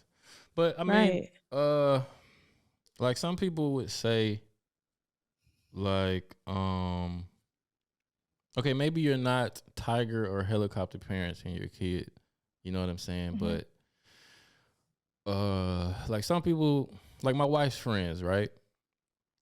They all tell her that it's like, when your kid is young, like, they're all like, the intimacy is gonna suffer in their relationship. You know what I'm saying? And everybody should be cool with that situation. Like, and I tell her, like, you're only seeing their relationships on a surface level. You cannot, you especially can't read their husband's minds. And you might see them and they might look happy to you when they out and about, but you don't know what's going on at home. And even if it ain't nothing going on at home on the surface, like, that man is miserable because Yes. he might be like resentful of you and the kids, because he feel like as soon as we had these kids, you forgot about me, you know? And I'm just supposed to just take the back seat for 2, 3, 4, 5 years and just be cool with it. Like, some dudes gonna be okay with that, but they probably the same dudes that's paying for all these OnlyFans chicks, you know what I'm saying? Or They are. or cheating behind your back while you think everything is It's fine. accurate. You know? Yes. Men show love in ways that women will never understand. And this is where I usually get a lot of hate for, because I don't have kids, and I'm too young to talk about this topic. But again, like, if you have common sense, you look at the average people around you.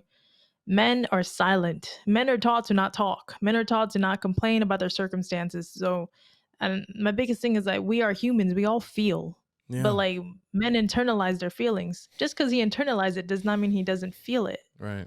And the thing with that, people don't realize, like, women, we were taught to express our feelings. We were taught to say when we're hurt, when we're hormonal, when we're hurting. So we're always saying something, even if it doesn't have any actual depth to it. Right. And women will often tell me, like, well, how could a man cheat on a woman that looks like this? Because you don't understand how it feels like to be in a relationship with that type of woman. You don't understand that man has suffered silently. And he's like, biologically, a man is designed to be pleased in a sense where he has testosterone. He needs to release that shit through success or intimately. And if you're not going to be that woman that he didn't put a ring on your finger from you being a dud. And regardless of your he will pay for a nanny. He will pay for anything as long as he gets that one-on-one with you. And like, women don't understand, like, this is why men work so hard. Right. So they could create that safe haven. When you decide, well, I'm a mother, I didn't take away your rights as a mother. I'm saying, well, I'm still your man, and I'm your man first. I'm still a man. And you want a life. I'm still a human. You purses make women happy. That intimate part for a man, that makes him happy. That fulfills him. And that's actually cheaper than purses. So for women to demonize that men need that fulfillment when it comes to their bonding time with their partner, it really bothers me, because how do you think you created that child? Right. So it just disappoints me that that's how it's gotten to, because it's like, I know, like, intimately, like, that's where me and my partner bond. When we don't see each other, because he travels a lot and I work, all the time when we do see each other, that is the glue and the bond that brings us back together every single time. He's like, love is love. That's one compartment. Mm-hmm. But that intimate bond, that is a whole different compartment that women don't realize, like how much men need that to stay loyal to you, to love you, and continuously busting his ass to create this lifestyle that you want. That's what he Right. needs. That's the motivation. That's all we asking for. Like, It's cheap. It's so fucking cheap. You already doing it. Just continuously doing it. Like it's not that he's not. I ain't gonna say too much because I ain't trying to get myself in trouble and shit. But I'm just speaking for somebody else's situation and shit. But Yes. I think women don't realize like what testosterone is. You know, They don't. like They don't. that is just like y'all hormonal. That dictates a lot of our mood. Like Yes. it's Yes. it's like on a primal level. Like if let me see how I'm gonna word this shit. But it's like sexual frustration is a real thing. You think PMS is bad? If a dude is walking around a woman that he's attracted to day in and day out, and it's no intimacy because you know maybe she's too tired because of the kids, or she's stressed because of work or something like that. Like the hormone testosterone is pumping through that man vein the whole time, and he coming up with all kind of reasons. He's feeling rejected. He coming up with he's feeling inadequate, and it's all the testosterone. He just need that release, and then everything is right with the world. You know what I'm saying? Everything. When that happens, like they go to work feeling they can rule the world. Conquer the They deal with fucking people world. and they're not even angry. They don't have road rage after that. You know, they don't give a fuck if it's regular eggs or pasture egg. Whatever you want, baby, you buy it. And women don't realize like it's whatever you want when you give him that. And it's so important. Like even the Bible says you need to have sex. I don't care what anybody says. Like you need to understand like this is as much as women say that PMS is a real thing, that is a real thing for men. And you have to respect that. And you can't demonize that because it's their biology. And it's not like they're choosing to do it with the whole world. They're choosing it with you. Right. Like you're already in the ring. You got the ring, you got the marriage, you got the kids. You got what you wanted. And all he's asking in return is the exchange of bonding with him that keeps him being a man. And that's if I say it this way, women think that, you know, I'm being a pick me girl, but like coming from a girl who did not understand that value because I had my own little like I don't know how much time you have, but like I got time. I grew up in a household where like all the women were very masculine. So we weren't shown to be feminine. We weren't shown to be how do I say it? Initiating when it comes to sex. Okay. So getting to all my relationships, I never was like that. I was very masculine because I was in survival mode, you know, like I grew up in the project. So for me, I've always had to defend myself. You know, I can't just be a little damsel in distress in the streets. You can't do that. You get used left and right. So by the time I got to my partner, he grew up around women. He's used to combative women, or like women just barking and barking and barking. Right. But at the same time, he's fairly attractive. So he's just like, I'm used to women catering to me. Right. So I got my foot in the door with him because he liked my drive for life. But I couldn't keep his attention because I did not understand. You're dealing with a man who can get any girl, like an Asian guy that can get Hispanic women. Like, do you understand? You got to be some sort of Asian fucking pimp to get a Hispanic girl's attention. And the fact that I'm over here thinking I don't have to be initiating when it comes to sex, that is why I damn near almost got my ass cheated on. And that's when I woke up realizing, you know, Ange, you're creating a cycle that your mom went through, your aunt went through, your grandma went through of a sexless marriage and an unhappy partner. Why are you doing this? I was like, I don't want to be another generation with with so many opportunities when all I have to do is submit to the idea that I am safe. I'm with somebody who loves me. I need to put all my energy and effort to someone who's going to bring me to the next level and best version of myself. And this man really did. Like who I am today, I'm not the same girl I was a year ago or the years before that because he understood. I understood for him the minute I was like, you know, I need to understand this is what makes a man happy. He already makes me happy in all these other categories. Why am I penalizing him for something that I went through as a child and he wasn't there for? You know, all these insecurities you have as a woman, that's going to fuck up your relationship for the present right now because of your past. You have to heal your past to enjoy the future. And the minute I did that, I brought this man grew up. Like, a good man is one thing, you meet him good, but a man turns great and fulfilled when you become the woman that makes him complete. He can live life as a mediocre good man. He can sleep on a futon and play video games all day long. But if you are a great woman, he will challenge you to the best version of himself. He will be amazing. And this is exactly what happened. And I watch him just change and I love it. And I just think, like, you know, for all the women that deal with men that peacock, it's because you're so promiscuous publicly to the world, but you don't want to initiate that privately in bed with your man. So that is ultimately a try. Like, how dare you show the world that you are this freaky, you promiscuous, you sexy, you slutty, but you can't do that for me. And that's the bad thing. And that's what he watching you do that, and you coming home and ain't living up to that, what you showing the world, and you it's a try. And he just, it's making him feel like shit. You know what I'm saying? Yeah. And, okay, you said it's a tease. Yeah, it's a tease, and it's horrible to live through. But you said something that I want you to expound on. You said you damn near got cheated on because of how you was looking at sex in the relationship and stuff. Like, it was a chore. I looked at it like it was a chore. You looked almost. at it like it was a chore and like it was a duty, and that maybe turned you off or something. Like, okay, now in that, if he would have cheated, would you have blamed him? No. I wouldn't.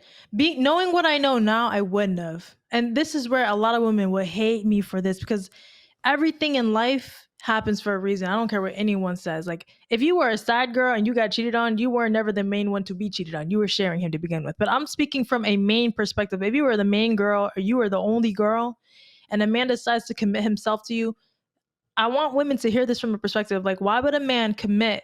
Why would he drop all his hoes? Why would he put a ring on you? Why would he bring the government into it? Why would he bring kids into it to cheat on you? If a man decides to risk it all because you weren't putting out, do you blame him? And that's why I'm telling women, most women would blame the man. He a piece of shit, because it's never an excuse to cheat. Because here's the thing: if you bring it down to, like, everyone will say, well, he should communicate. You have to understand from a childhood standpoint, we've always been taught that we can express how we feel. Mommy, I don't feel safe with this man in the room. Mommy, Toby pushed me. Mommy, someone hurt me. But as a man, you've always been told, toughen up, shut up, go throw a football. I don't want to hear it. That's your little sister. You know, men don't complain, men don't bitch. So men have been designed from childhood that you cannot complain about your circumstances. So then all of a sudden you get into an intimate relationship with your partner and you hear your girl saying, baby, be vulnerable. Baby, talk to me. But baby, you're not creating that safe space for me. So I'm not going to be openly safe with you. You know, the only woman that a man mostly have been safe with, if it isn't, you know, unhealthy, is their mother. Yeah. And that's why men love their mothers so much, because that is why the one woman that won't judge you for your insecurities, for your weakness, you know, they'll embrace you to where they'll almost even cripple you. But aside from all that, that is the one person they could be safe with, because you do that with your girl. You say, hey, baby, you know, I really like this, but you stop doing this. Now you're going to hear like a line of things. You're like, babe, like, stick to the problem. You know, you used to do this. Yeah, she started doing my end of the bargain. She started blaming you for it and shit. Like, so it's so bad, because like men they're not therapists. They don't know how to communicate. Women don't know either, but this is where people have to learn how to communicate with each other, because it's like, if you're not doing that, you're going to basically react. You're going to suppress your feelings as a man, and you're going to slowly buy Ferraris, do all this shit to make up for like the lack of unhappy that you feel for yourself and your partner. You're like, I love my girl. I have love for her. I'm just not in love with her anymore. Because I signed up to be in a relationship with this woman when she was this sexy, slutty girl for me in the beginning, when we were in the honeymoon woo stage. Yeah. And the minute she knew I wasn't going nowhere, she started wearing the ugly t-shirt. She stopped shaving. She don't care about sexually stimulating me no more. But when it's girls' night, she getting hella fucking fine and don't want to do it for me. It is fucked up. And that's what I'm saying. Like, I see that to such an unhealthy manner. Like, why do you pray so hard to be the main chick and for this man to be loyal just for you, when there's so many more women out there that's willing to do more for less? So why don't you play your role as a woman to get the whole 100%. Don't be that 80 and be cheap on that 20 just because you selfish and you mad about something. If you're mad about something, learn what you have to do to get him to submit to the idea of whatever it is you think you're being deceived of and you're not getting, so you can get that full intimate relationship with your partner emotionally or physically. So Okay, so it goes into depth. not to cut you off, but how did you come to the place? Because I can see where maybe a woman would feel like, well, I don't want sex as much as him. So why should I have more sex with him if it's not what I want? You know what I'm saying? So it's all mental. Women who think they don't want to have sex, it's because you're not attracted to your partner, one. Or two, you're not happy with yourself. Two, I was not happy with myself. I convinced myself that I really was like, I don't really have sex like once or twice a week, whatever. And then I realized I wasn't happy with my body. I wasn't happy with myself mentally. Okay. And it projected onto my partner because, we're looking for that emotional validation from your partner all the time. And when you're not happy with yourself, they can feel it. Men are very intuitive. Women don't realize because men don't speak like that. They feel everything. They see everything. They can't talk about it. They can't call you on your shit because they have to be stoic. But it doesn't mean they don't see it. So the minute I started realizing I wasn't happy with myself, I started finding what I was good at. I started going to the gym. I started, being healthy with my mind. That's when everything changed. Like, damn, I actually do like sex. I do like my partner. I just didn't like me. And a lot of women get into these relationships with circumstances under like, I'm not really attracted to him, but he buys me bags. I'm not really attracted to this person, but he makes my life easier. You're never going to like sex with him. That's just the reality. But if you actually did like your partner in the beginning and you were humping like rabbits in the beginning and it slowly died down, you just have to bring yourself back into that space again mentally. Physically, you may not be the same after you have kids, but your partner does not judge you based on your body after kids. He judges you based on how you act after those kids. Right. And women confuse like, I'm not the same. You don't have to be the same. A man is very understanding with your stretch marks that he know I created that with her. I did that. They're very understanding. They just don't like the attitude that comes with it. Of course. Oh man, I feel like I'm in a fucking session with you right now. We need to get on another topic before I get kicked out the house. No. I think it's great that you're even talking about this, and I'm sure I think women aren't evil or bad. They just don't realize it. As just like when we feel like we've been deceived of something from our partner, like he's not giving me the attention he used to, we usually withhold sex. We usually our time and our emotions. That's the weapon. And it's just that's the number one weapon right there.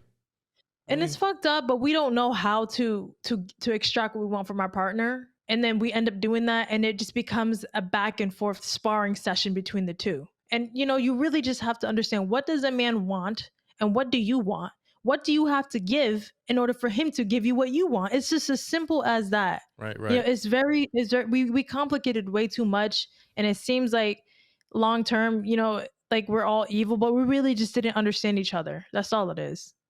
Yeah, and that shit can get to where it gets real resentful when you get into that. Yeah. Get into that space of like, in one of your clips, I think the clip I discovered you before I hit you up, it was like you were talking about transactional relationships and how relationships are kind of transactional.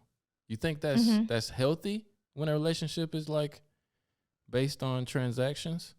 Like, what about the whole unconditional love idea and stuff, Unconditional love is something that you have to cultivate and harvest. You just don't get that from a partner. Like I'm never going to meet someone and just say, I'm going to give you my unconditional love, my undivided attention. It doesn't work that way. The only person who gets that are kids and pets.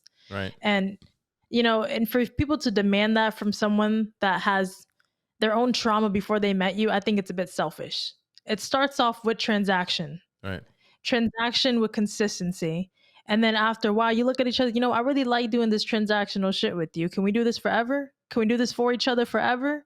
And once you kind of agree to, which is a committed relationship, every now and then we may fall off the wagon, but we have understanding and compassion that, no, this is my partner. She probably just emotional right now. It's okay. That the transaction goes beyond that. But it starts off as transaction. And I think a lot of young people don't want to see that because, you get into a relationship, you should just love me. No, I don't owe you shit. I have my own problems. I've never been loved before, so why should I give you love when I've never been loved? Right. So everything is transactional, in my opinion, no matter how you say it. But when you get into a relationship with someone long term, it is a commitment. So it's something that you just like, when you go with your friends, we don't talk about money. We just go. We know someone's going to take care of the bill. It's someone's turn to take care. You just don't talk about it. But it's still nonetheless a transaction. If you go eat with your friends every single time and they're always paying, now you're a bum for expecting them to pay every time. Yeah, but we shouldn't true have to talk about it. True In a committed relationship, there's a lot of things that he does that I will never have to do. There's a lot of things that I do that he never has to do. But together, it makes us a couple. It makes us a relationship. It makes it stable. It makes it worth it. And I Right. don't think that people see that anymore. When they hear transaction, they think it's money. They think it's tit for tat. No, transaction I could go to the store and have a great relationship with the people who own the store, and they know like she don't got her wallet this time, she can pay me next time. It's a healthy relationship and it's healthy transaction, but it's still part of life. And I think that people don't want to accept that because they want people to just love them unconditionally. You have to earn that unconditional love. Yeah, true that. But I'm saying like it can be a healthy thing, but I think it can very easily be a toxic thing when the transactional thing becomes like too expected, and it gets down to the point like oh, you didn't take the trash out today, and I cooked.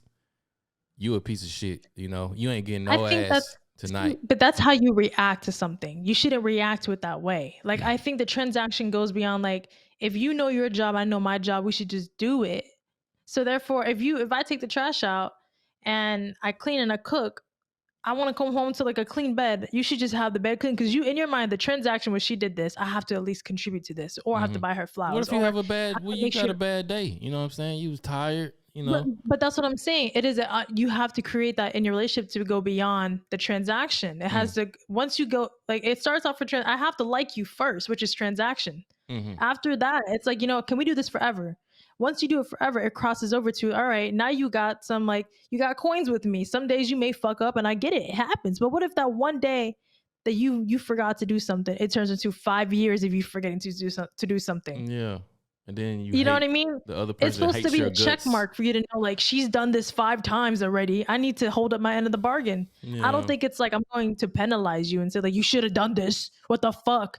There's ways to skin a cat, and that's definitely not one of it. I don't believe in that. I'm just saying it can very easily go there. You know what I'm saying? When the person is even starts doing extra just to be able to like have something to complain about in the relationship. You know what I'm saying? Like, I've been doing this and that, and then not even speaking up about it for a long period of time, not making it known, and expecting things without communicating. But if it's an unhealthy relationship, then yes. But I think like I solely speak on like communication. I think that every little thing that I do, my partner knows. Like, we're big on communication. So if I do something consistently, he'll always like, hey, I noticed that you do that. I really like that you do that. It's like, it's even words of encouragement will be a transaction for me. It doesn't mean that you have to pay me back in the same, like, the value is different for everyone. Right. And that's why I say love language ties into it. My love language could simply be, I like cleaning and cooking.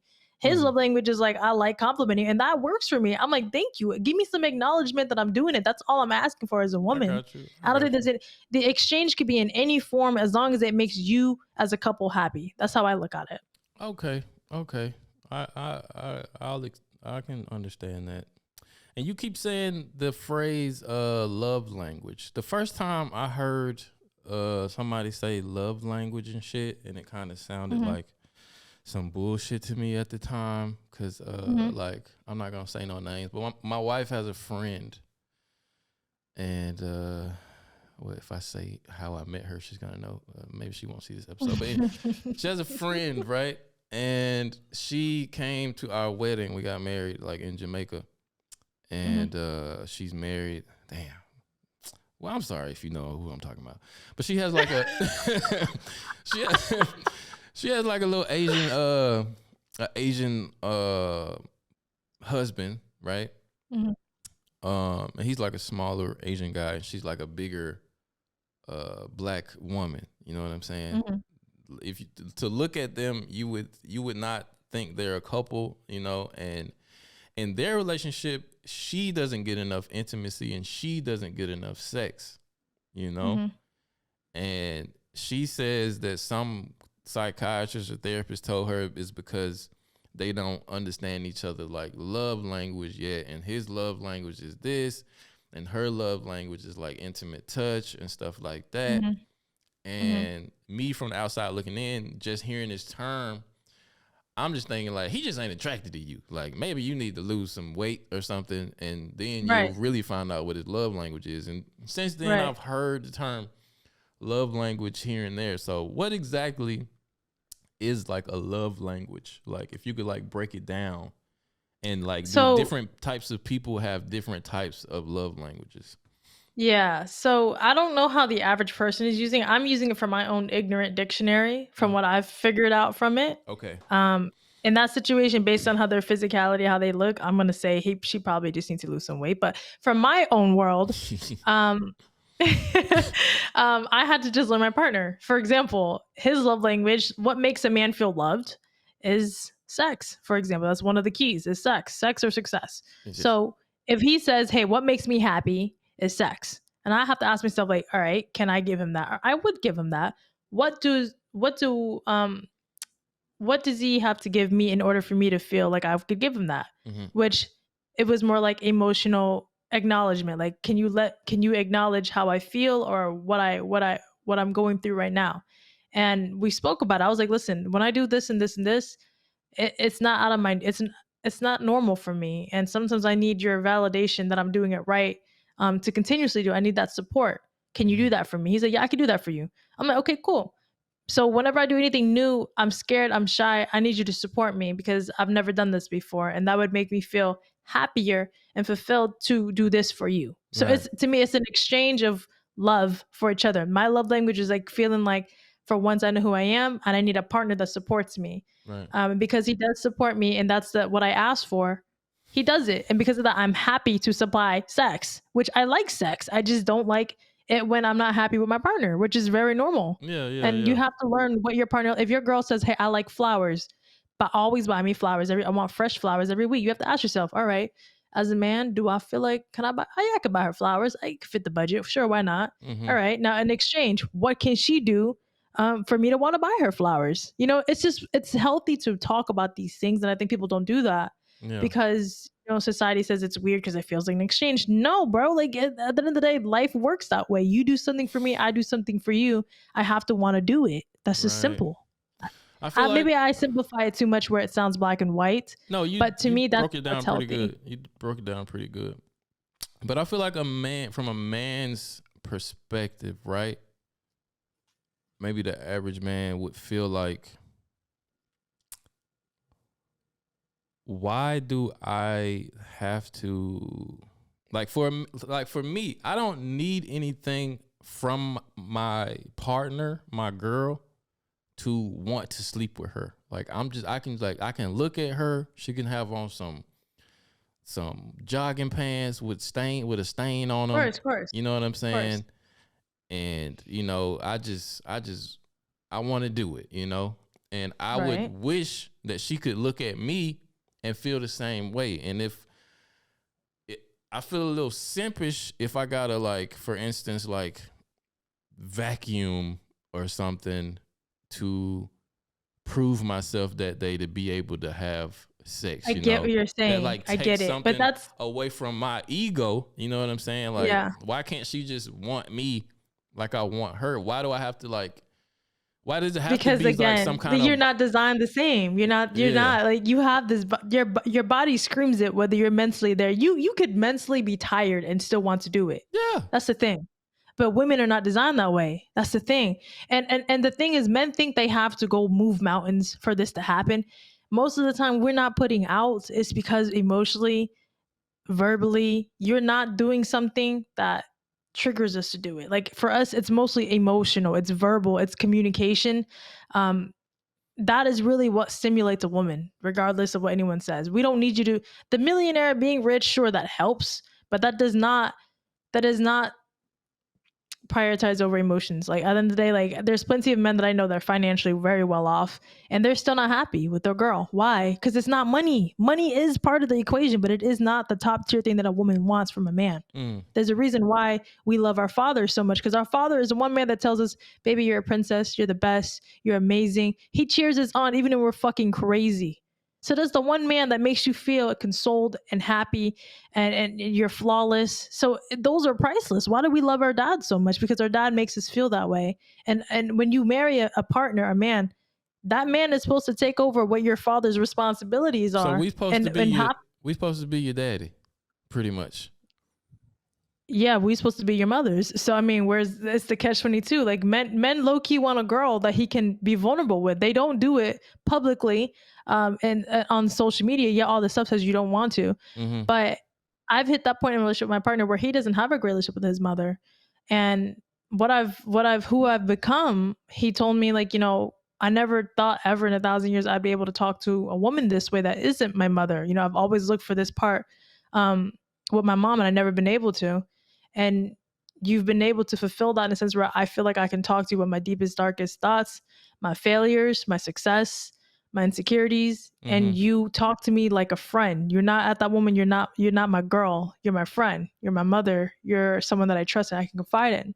So I think that's what I'm saying. This is how you create that unconditional love, because it's like you're going beyond just a partner. We're not signing up just to be boyfriend and girlfriend, husband and wife. We are signing up for way more than that.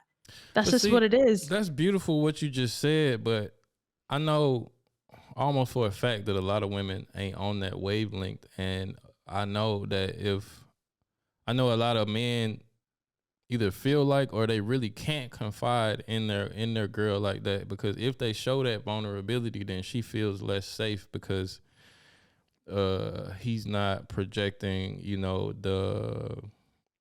the man that, doesn't need that. He's not strong if he tells me that he's like worried about something, or he's worried about providing. See, like when people hear that, that's what they think I'm talking about. What I'm talking about to the level of like, there's ways to talk about what you feel when you feel it. So for example, there was a period where he quit his job, and it was the most stressful time in his life because he had a new career that he wanted to chase, and it was like a big change. He didn't tell me how stressed he was, but I knew it. But once he surpassed that hump and he's doing in a much safer place in life, you still want to talk about your past. You still want to talk about what you went through. Most people don't even get to talk about it. You don't have to talk about it at that exact moment, because it is scary to tell the passengers that the ship may crash. I understand that. Oh yeah. From a provider standpoint. Great analogy, by the way. Yeah, from a providing standpoint, I understand for men that's not their style. But there's plenty of times where like something was broken in the house and he didn't want to tell me. And I watched him fucking struggle to fix this shit. But I wasn't going to press him on it, because I know that as a man, they're never going to tell you.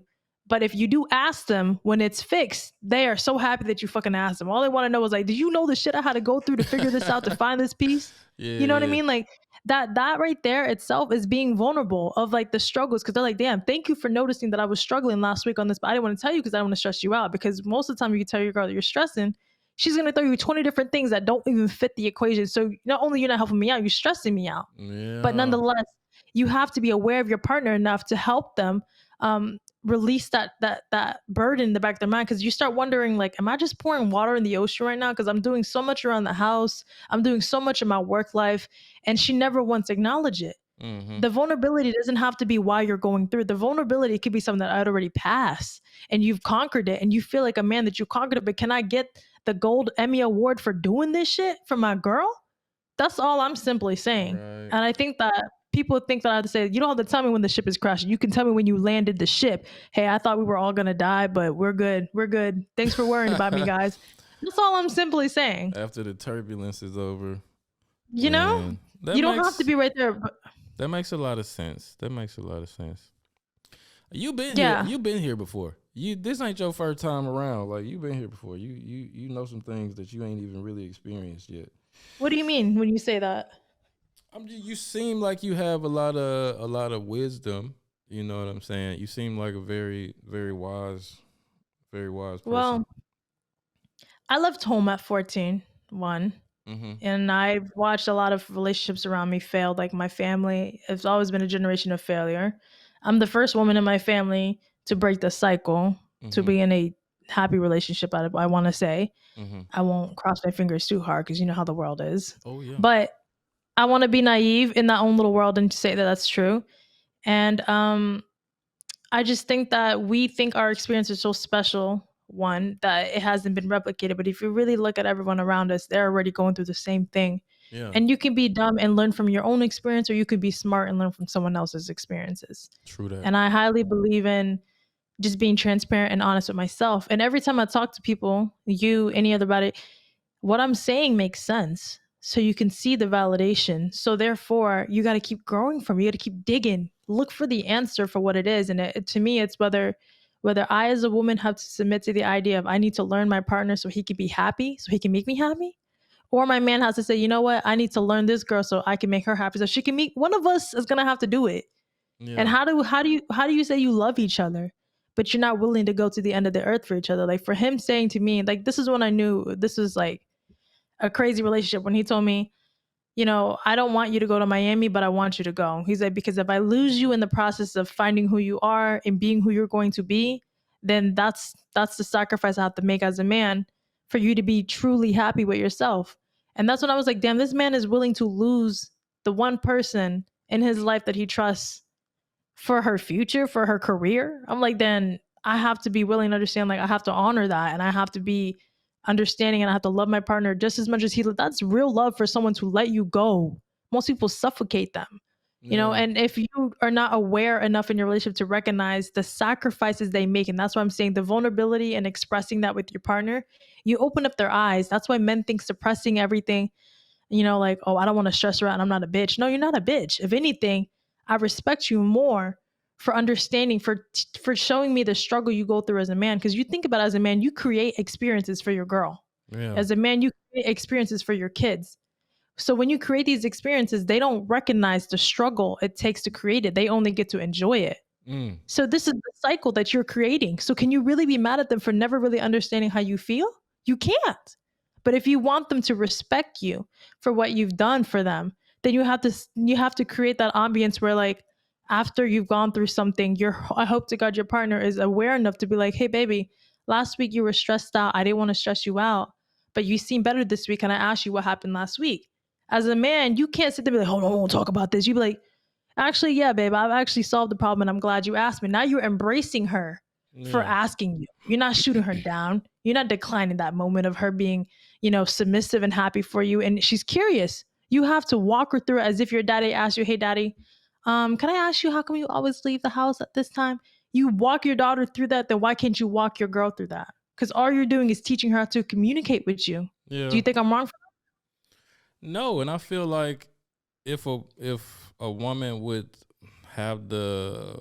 know how to talk to her man like that, no man would really shoot that down. You know what I'm saying? But that's something a man has to teach a woman how to talk also. So it's the man's responsibility to teach his woman how to talk to him. Is what you're saying? Do you don't think that that's important?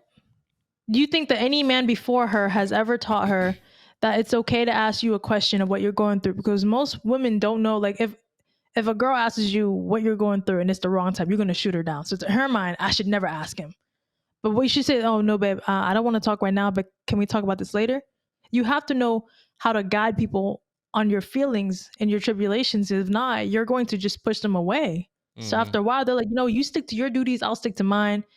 You know, I have my own stress, fuck off. You have your stress, fuck off. You're creating that experience amongst each other because society says we can't talk about it. Right. And I don't believe in that. I think that we should talk about everything. Not right now, though. You know, when I first moved here, I'd never told my partner this, but I was living in Airbnbs because I didn't know where I wanted to live, because I was like, I don't know Miami like that. And I also don't want to stress him out. And he's in the middle of moving his mom down from Boston to Tampa. So I'm like, I don't want to stress him out. I'm really big on not stressing out my partner because he never stresses me out. And I slept in my car for about 3 days because I quit those folks. And it was $5 a week. And I really didn't want to tell him that because I was like, you know, whether I pack my bags and go back to Tampa and I failed as a mission, or like take this small loss. Everything's really expensive right now. I could really not like, I don't want to burn through my money right now, and I don't want to ask him at the same time. So I didn't tell him. And a month later, I got on my feet. Everything was like 180 of what I was currently going through. Yeah. And after I was doing good, I was like, I was talking. He's like, you seem a lot happier than you were a month ago. I was like, yeah, I'm a way better place now. And I didn't want to stress you out before. And he's like, I know you were stressed. He was like, I just didn't want to make you feel more pressuring on what you were going through. So I didn't press on it, but I know you were going through something. Mm-hmm. And I was like, yeah, I was going through, and I told him exactly what I went through. And he's like, I knew you were doing something you shouldn't be doing. He's like, but I trust that you did it because you didn't have a choice. He's like, I'm sorry that you had to go through that. Mm-hmm. And I wish you could have told me. He's like, but I'm happy you didn't tell me. Because I would have told you to take your ass right back home.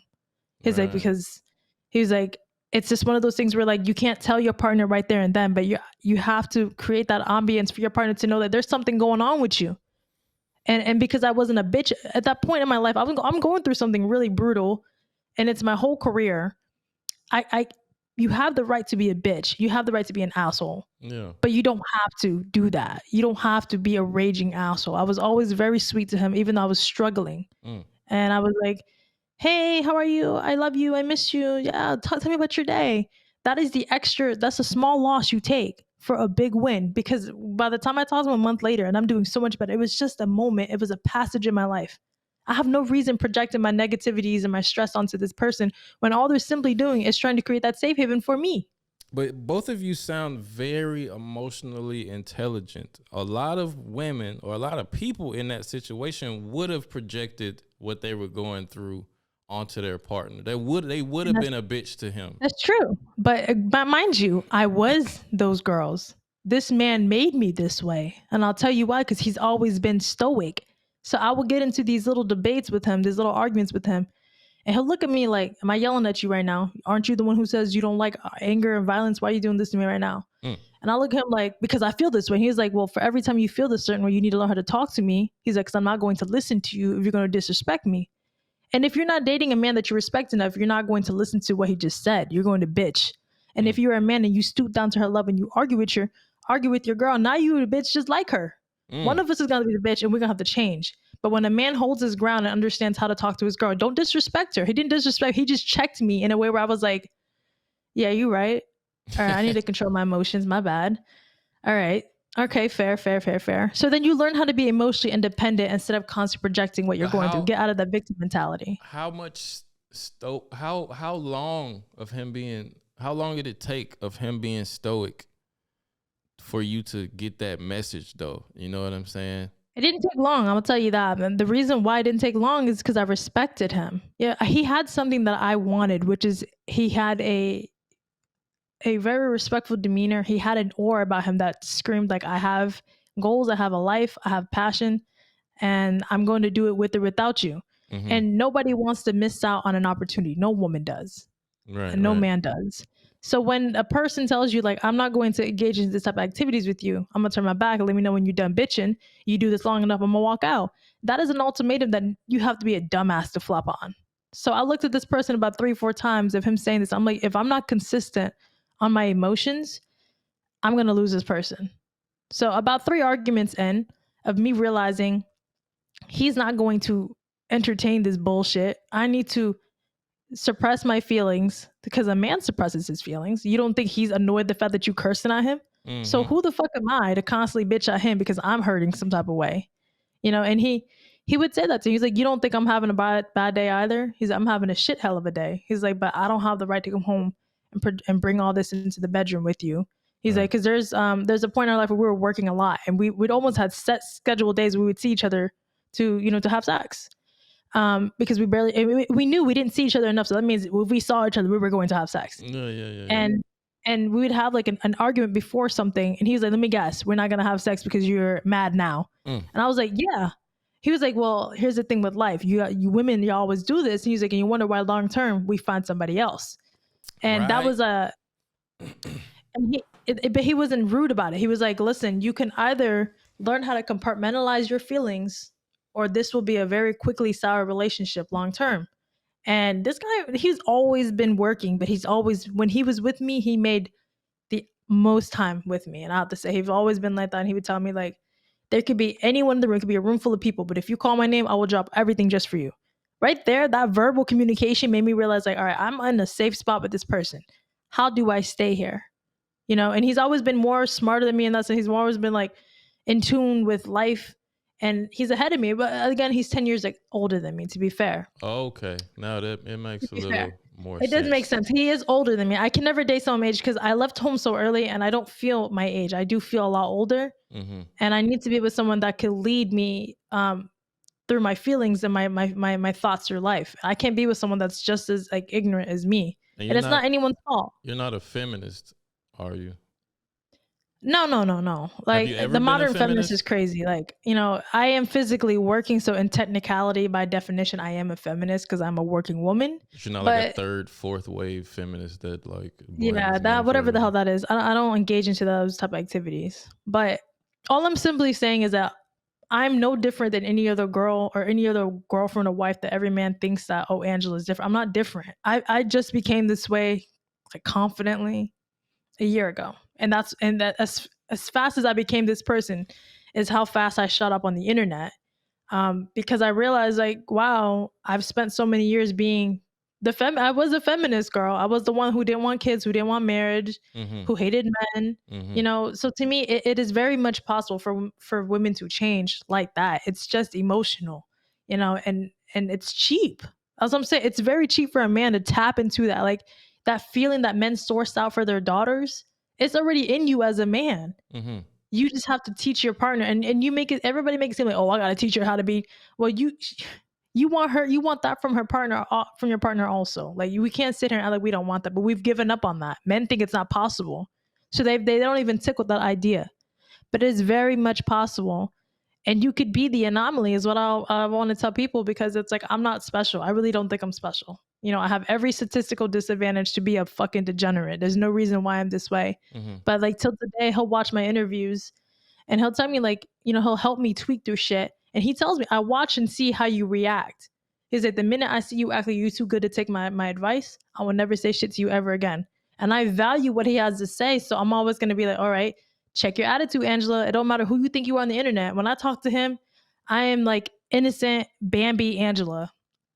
And I see how he is, and he likes that. And Mhm. I like that because I don't want to talk to someone when my fist is always up. I don't want to be on defense mode. No girl wants that. So if But a a man lot of can women create that are on atmosphere for defense your mode. girl. A lot of women. I understand like how you are, but I think in this day and age, it's very difficult for a man. Like, it's very difficult for a man to get a woman to where you are. You know, I disagree. I think. I very much, even someone in your position, I would say I disagree.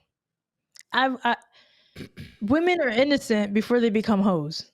Do you think people just wake up and decide to be hoes? No, hoes were innocent before. Hoes were virgins before. Who took her virginity and decided to not cherish that moment? Women are very innocent until they decide to go dark. Same thing for men. Men are like simps, and then one day they become fucking assholes when they realize the world is against me. I found something I'm good at. I'm gonna be. People have, every villain has their story. Yeah, I know that. I know. I used to be a certain way. I know what, because I used to be, I guess what a woman would call like a fuck boy or whatever. Like, it was a point in my life where, you know, I was just about, you know, fucking bitches. You know, I didn't respect women. You know what I'm saying? And it was an event in my life that made me like that. You know what I'm saying? Like, and before that event, I had the fairy tale idea of a relationship and building a family and marriage, and I had the utmost respect for women, and all I wanted to do was find a woman to like fall in love with and, you know, build a family with, you know what I'm saying? Like my dad did with my mom, you know, until I got slapped in the face and a woman like took advantage of that and cheated on me. And then after that, I lost all respect for all women in that time and space in my young life, you know, because I couldn't believe, like, it's like reality slapped me in the face, and I was like, whoa, like, women can be like this, you know? So for a while, for a season in my life, like I didn't really care about what a woman thought or said. Like I was just trying to fuck because I felt like every woman was going to do me like that, and I wasn't going to give the woman the space to do me like that again for a long time, you know? And it took me a long time and a lot of experiences to get past that, you know what I'm saying? I guess that was my whole phase, as they call it, you know what I'm saying? And it's probably a certain event in everybody's life that, you know what I'm saying, is a turning point in everybody's life where they go down that road that they probably wouldn't even want to admit, or probably made themselves forget why they turned into, you know, that type of person. You know what I'm saying? So I definitely feel what you're saying on that. Yeah. Again, I think it's possible for anyone to change. It just, again, everybody keeps saying it's not possible. I want someone to shoot me a scenario where they say it's not possible, and I can give you a strategy and a tactic where you're able to change that outcome. Like I don't believe anything anyone's ever told me that it's not possible. Once I told them why this happened, all they had to do was do this. It made sense. Like, oh wow, I didn't think about I could do that. I didn't know I could say that. And I'm like, I don't understand why we're able to build technologies, build businesses, we're able to build everything, but we can't build the right relationship with the partner we want. Why is that something so hard when it's really just communication? It's really a communication. I swear on everything, with the different of calibers of people I've dealt with, working, coaching, being with, friends with, is the common problems is just communication, because you're not understanding how to say something to her. She's not understanding how to say something to you. And then we just pretty much accept the terms for what it is. And then slowly in time, it just becomes a falso. And we just kind of think like, well, it's normal. This is the type of abuse that we're in right now. Yeah. And we normalize shitty behaviors thinking that this is the best it gets. And it's not, it doesn't have to be that way.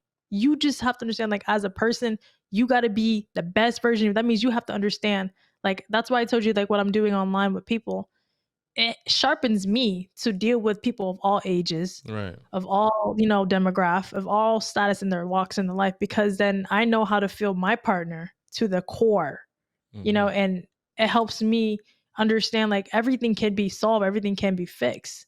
You know, there isn't just, you can fix your kids, you can fix your work, you can fix your employee, but how come we can't tap into our partners that way? It's not like a magician problem or anything. Like, it's all there.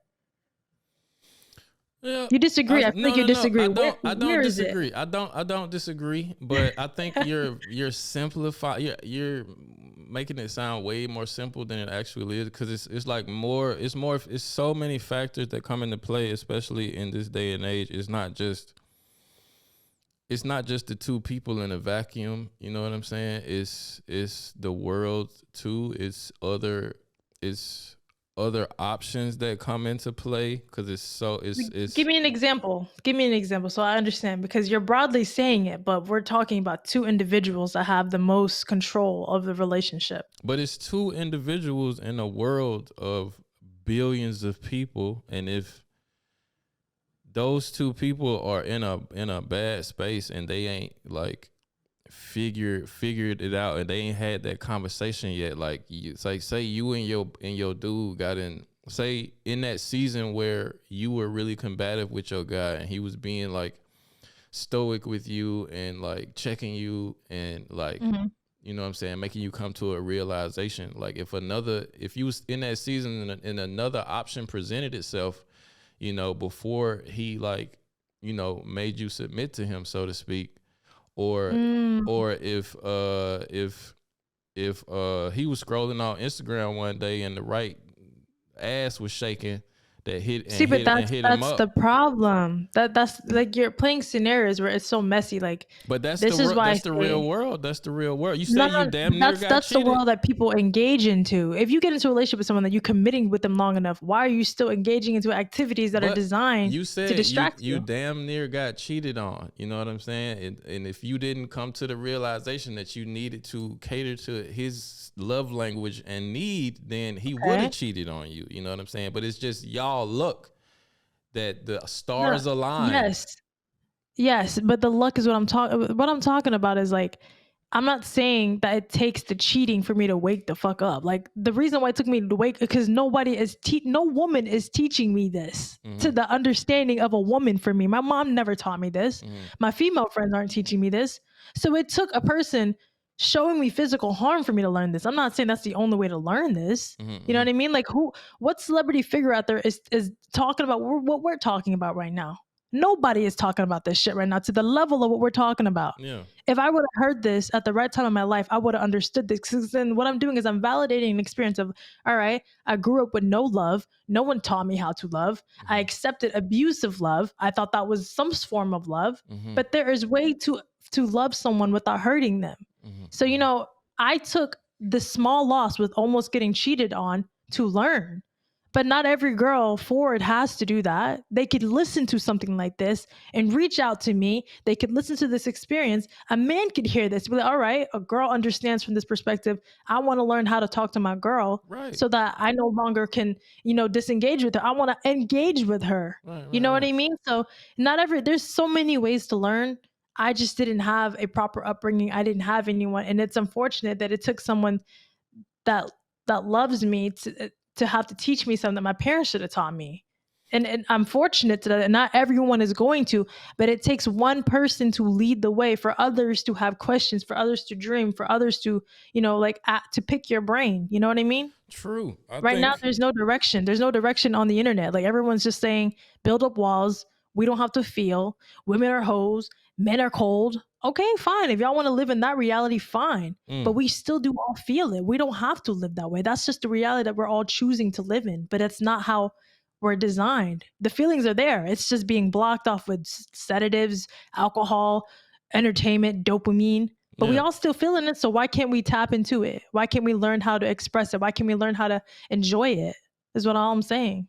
I mean, we definitely can. But like I was saying earlier, you just have to be in the right season in your life to receive this type. I mean, and what you were saying is true. Like, this is probably going to be a very enlightening conversation for a lot of people, you know, like, because ain't nobody talking about what we talking right now. Sorry, I ripped my charger on. Okay. Yeah, that's my point. Like, can we take a 5-minute break? I really have to like take a bathroom break real quick, but same actually. Yeah, that'd be. This is actually a very surprising, great conversation. By the way, I wanted to say that. Oh, you surprised? You thought I was going to want to talk about? No. I'm not surprised because of you. I'm surprised because I don't usually get to go into depth conversations with people. This is actually a lot deeper than I expected with anyone. It's not just a you thing. It's just a general thing. Yeah, like I said in the beginning, like, I don't really, like, I do like to, like, at this point in the conversation, I would like to hit on some, because I like to get to know the person first in my podcast and, you know, have some real talk. And then I like to get into, like, some media topics and some recent current events and get their reaction and opinion on that as well. But I also always like to like really dive into like, and not like forcefully, because I feel like we like kind of floated into what we just talked about. It was like really organic and stuff, you know? Yeah. And you had some really, really good points, I must say. Got me thinking over here. Listen, I do believe that we all can learn what I'm talking about, because the youngest person, my new favorite person, he's actually, I call him my editor, but he's almost like a mentee. Okay. He's only 20 years old. Really? And he watches all my content, he edits all my videos for me, and he adopts a lot of things, and he's told me like how much it's helped, because what I'm saying, it isn't just for a woman. It actually excels in the work environment, man to man, man to woman, man to child, man to pastor. It's a universal language, because if you can learn how to talk to a woman, you can learn how to talk to anyone, you know. And that's the thing, because women feel the most physically out loud, but like everyone else feels. So if you hit that G spot for anybody, because you learn how to talk to a woman, you thrive in life. I don't care what anybody says. And this kid is 20 years old and he is thriving. He's like, he went from blue collar working in factories, and now he's just doing so much, and he's so stoic about it, and he's learning how to engage with women in a healthy manner, coming from someone who doesn't have a healthy relationship with women at all, you know, and sort of dabbling into the red pill, it was kind of shifting him somewhere that wasn't healthy. Okay. And he reached out to me on his own terms in a healthy way, and I'm really proud of him for that.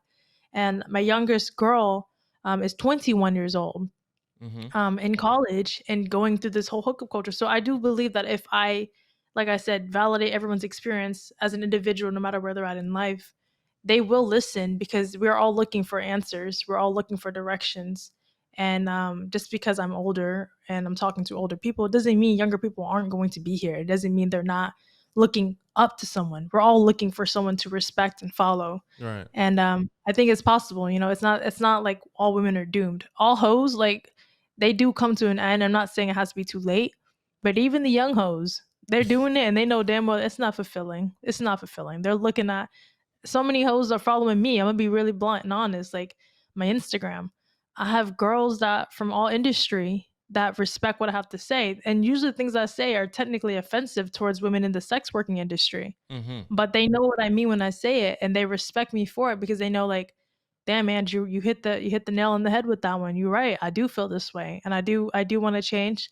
And I do want to see, and they've learned so much from my videos. I've had so much people reach out to me and say, I've learned so much from the little bit of things that you've said on my feed and the dive that I've done. So it is very much possible. I want to say that. So you feel like all the hoes really want to be like reformed hoes and like settle down and live a more conservative life? Well, you have to understand why hoes are hoes. I think people don't understand why hoes are hoes. But I'm sure a lot of them would say they hoes because they want to be hoes, and it's it's liberating and empowering for them. That's, at least that's what they say on all these like porn star podcasts and shit. Well, a lot of people say that because you have to understand, like, not everyone knows how to communicate. Again, like, I've done my study on how to communicate to universally fit to people's ears. Like, I know what people want to hear, but also still stick to my values. A lot of people have to lose their character to deliver their message.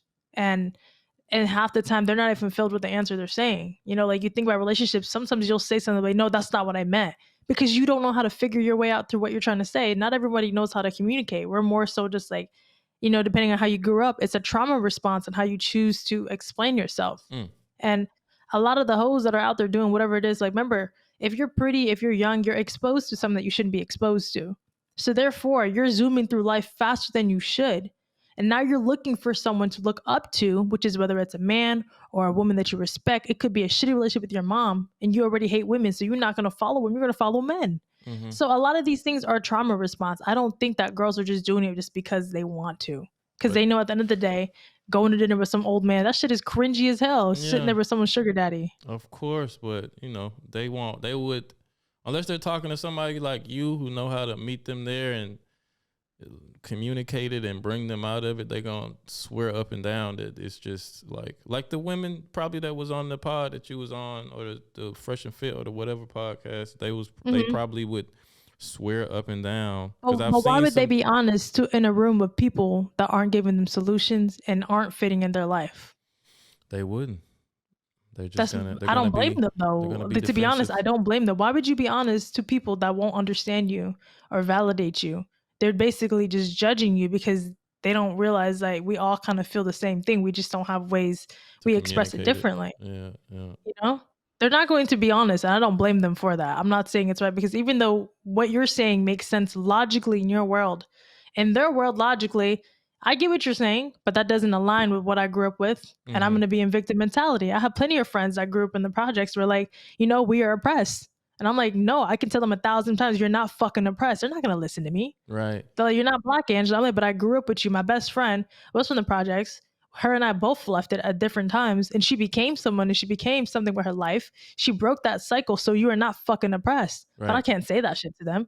It's no difference in that than talking to hoes. Like, it's all logical shit. Why are they not listening? Yeah, I totally identify and agree with what you're saying, because it's kind of what I was saying about like the black people I know and encounter and see. Like, they just don't want to hear it, because I guess you need to provide the right solution for it before they can receive the information. I think I'm growing a little bit on this podcast. I appreciate that. No, I actually I really appreciate this episode with you. You know, maybe it's just how old are you actually? I never even asked you. I'm 37. That's a good age. That's my boyfriend's age. We're the same age. That's Really? cool. That's cool. Yeah, that's a good age. Honestly, that's the age where I think you know who you are, and there's answers that need to be answers, but you're also okay with it not being answered because you're content with where you're at. Mm-hmm. But it'd be nice to have a direction that you trust and some new leads. I think that's where he's at now, where he's like, I'm happy with what I've cultivated, but at the same time, I'm open to hearing shit that makes sense, but it has to be Right. from a trusting source. So Right. That's how I feel. You know, I never really felt like I had like life figured out. I've always been like a really introspective, like curious person, always trying to figure life out on a certain level because, you know, I grew up with very, very loving parents. I had my mom and my dad in the house, but they like we wasn't poor, but we wasn't rich, and like my dad had to work a lot, so in turn he couldn't be there the most, you know. So I didn't get a lot of like advice from him. I didn't get like the birds and the bees talk, you know. And my mom had to work too, so I was at a lot of babysitters and stuff. Like I knew they loved me and I felt the love from them, but I didn't. They led by more of an example than really sitting down and explaining stuff about life to me. So I just had to like, even though they was there, I had to figure out a lot of things on my own. You know what I'm saying? right. So in a sense, I was kind of a late bloomer, but it was like a gift and a curse because I learned how to navigate and think about life pretty much by myself through like trial and error. And I learned how to watch people and learn from their mistakes too before I made them myself. You know what I'm saying? Right. But that's why I think I can. What? Go ahead.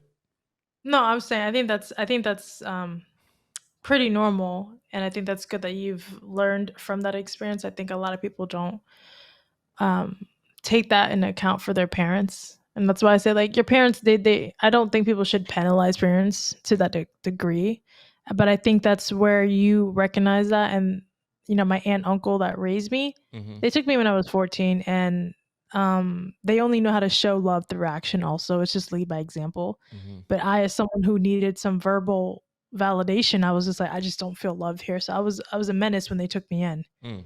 And being who I am now, um, I've kind of made them feel so relief, and they're able to come to terms and communicate verbally and express what they were going through, and able to say they're happy and they're proud and these things. And that's why I realized like the best gift you can give to your parents as an adult is become the best version of yourself. Yeah. And reasoning with them and thanking them for who they are, because I think as parents you have this great responsibility to be great, and when you're young you don't have what it takes to provide that, so you're trying your damnness, and sometimes you get judged by your kids, and it's like one of the most eerie feelings. But as an adult you're still their kid, so when you come back and tell them like, you know, this is what happened, this is who I am, I want to appreciate, I want to thank you, you kind of finally release them from that stress and that guard down, and they can finally express you, and it makes it worth it being this person as an adult, because then you look at them and you can see the inner child in them like, thank you for making me feel like it was worth being your parent, like I'm so happy for this. And then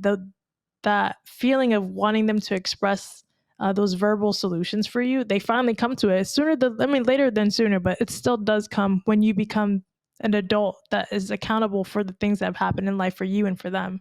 And that's Right. happened, and I think it's amazing. That's true. That's so true. Cause now I can talk to my father and my mom like Right. like an adult, and we can go back to those times, and I can be like, you Yeah. remember this, and then they can really like break it Yeah. down and explain stuff, and they can Right. and I can make them remember stuff, and we can really sit down and like talk and like laugh hysterically about certain things Yeah. that happened, and they're really like beautiful, like fulfilling moments. You know, every time I go Right. home, it's always like some warm, like really Yeah. Would you conversation. say that your relationship with them now is better than it was when you were younger, when as a kid? Not that it was probably ever bad, Yeah, but would you say do you, it was never a bad relationship, but it's like it's more of an open relationship where like I don't feel like I have a guard up and they don't feel like they need to have a guard up, cuz like I feel like my parents back then, I was kind of sheltered. They like I never knew a problem was going on. They didn't argue in front of me. You Mhm, know, I never knew when they had a fight. You know what I'm saying?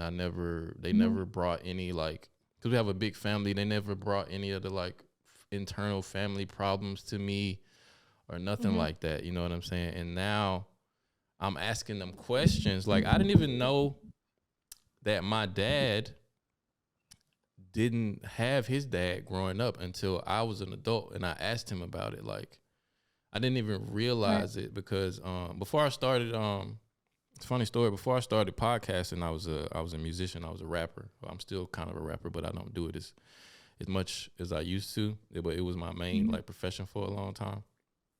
And um, I had a few rap names that I chose for myself. Some were better than others, you know. But I settled on Tommy Guns, which is like my artist mhm, name now. And Tommy is like a acronym. It's not like my actual name, you know, but it's still what I go by. And right, it means because when I came up with it, it was like uh, I feel like I was like moving on from like a lot of mistakes I made in the past and stuff. So it means like mhm, tomorrow over my mistakes of yesterday. That's like the acronym, how I came up with Tommy and stuff. And like my dad was like, "That's an interesting name, you know. I like it, but you know, it's interesting." And I was like, "What you mean?" Like he was like, "You know, my dad's name is Tommy."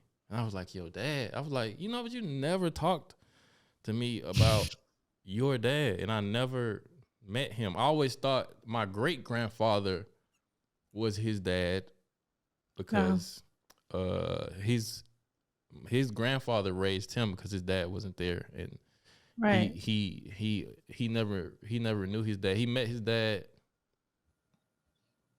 I don't even know if he met him. He talked to him on the phone once, and he was supposed to meet him. The dude lived like mhm, another state over, and he was supposed to meet him.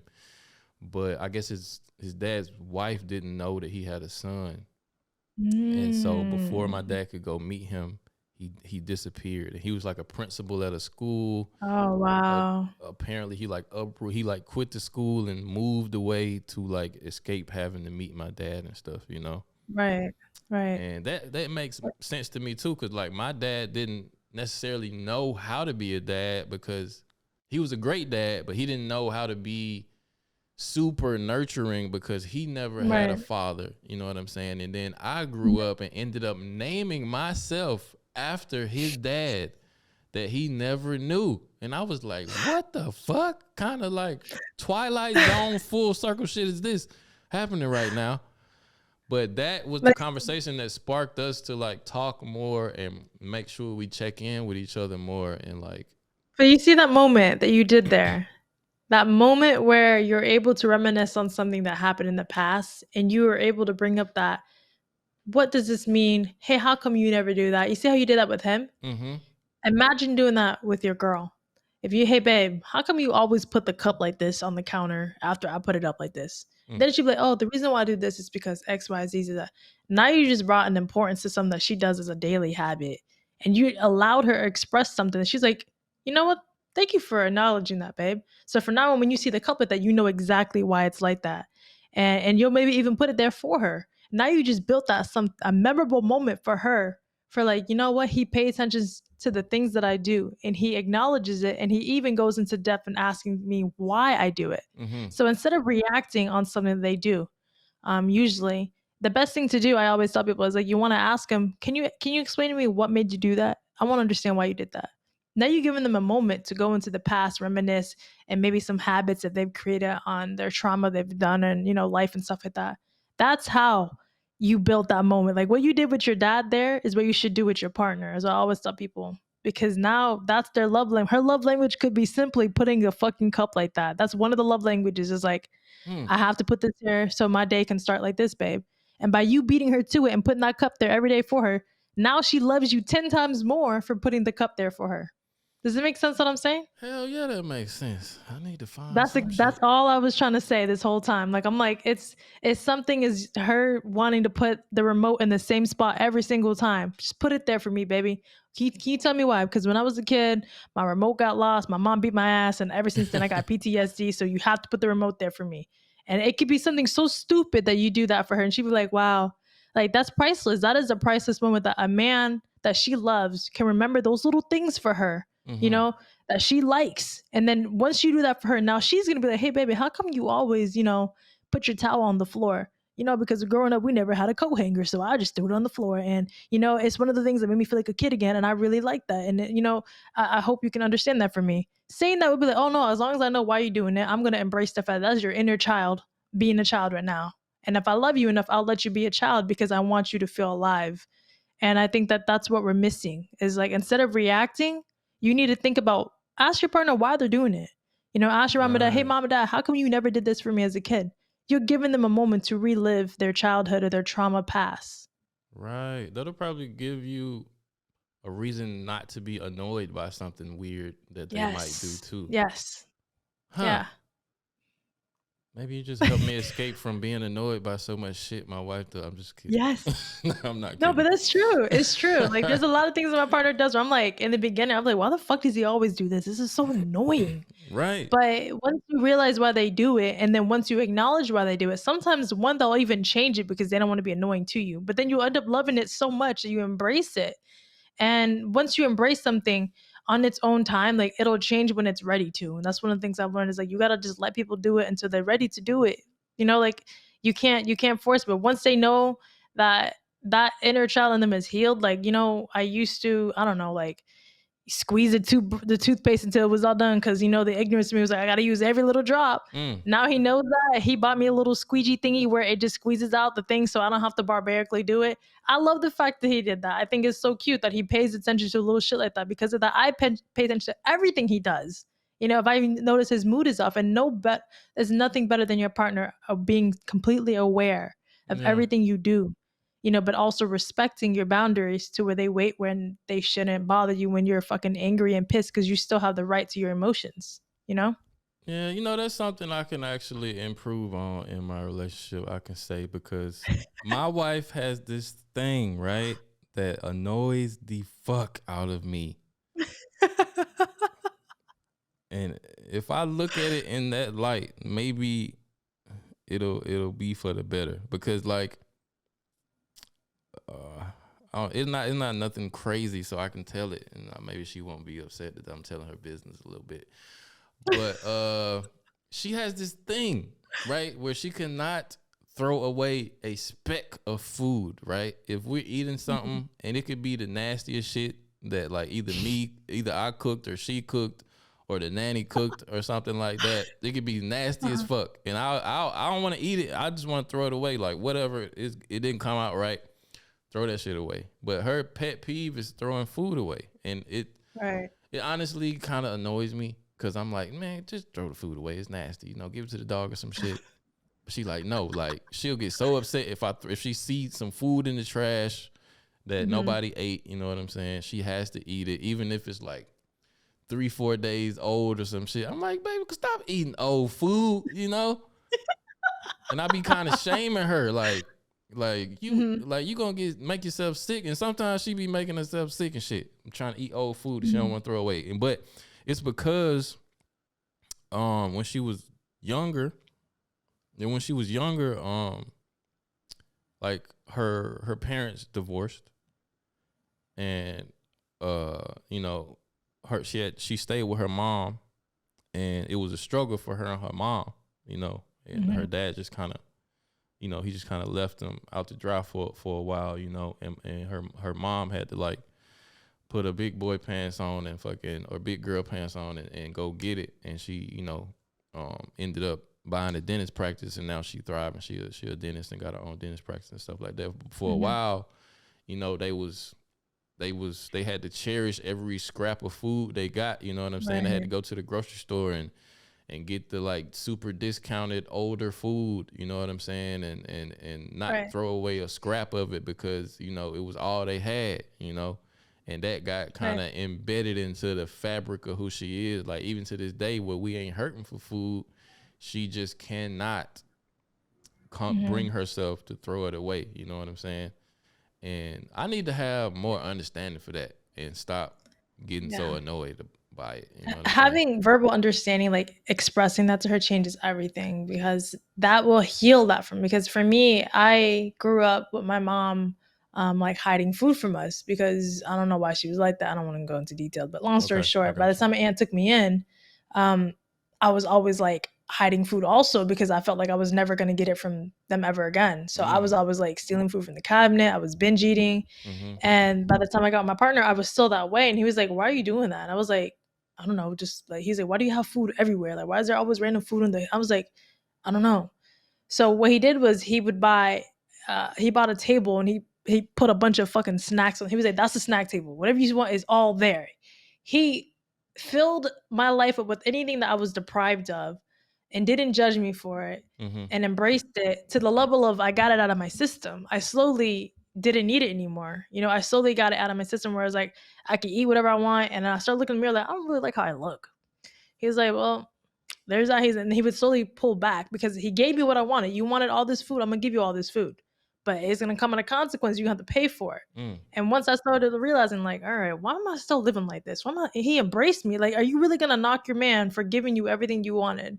So because he did that for me at my pace, it is the patience that this person had for me. I will always be thankful for it, because he was in the place of his life where he was like doing so many other things. So he was like, I got time today. I don't mind. But at the same time, any moment his life is still moving. If I didn't catch the drift that he was moving on with or without me, that was my loss. Mm.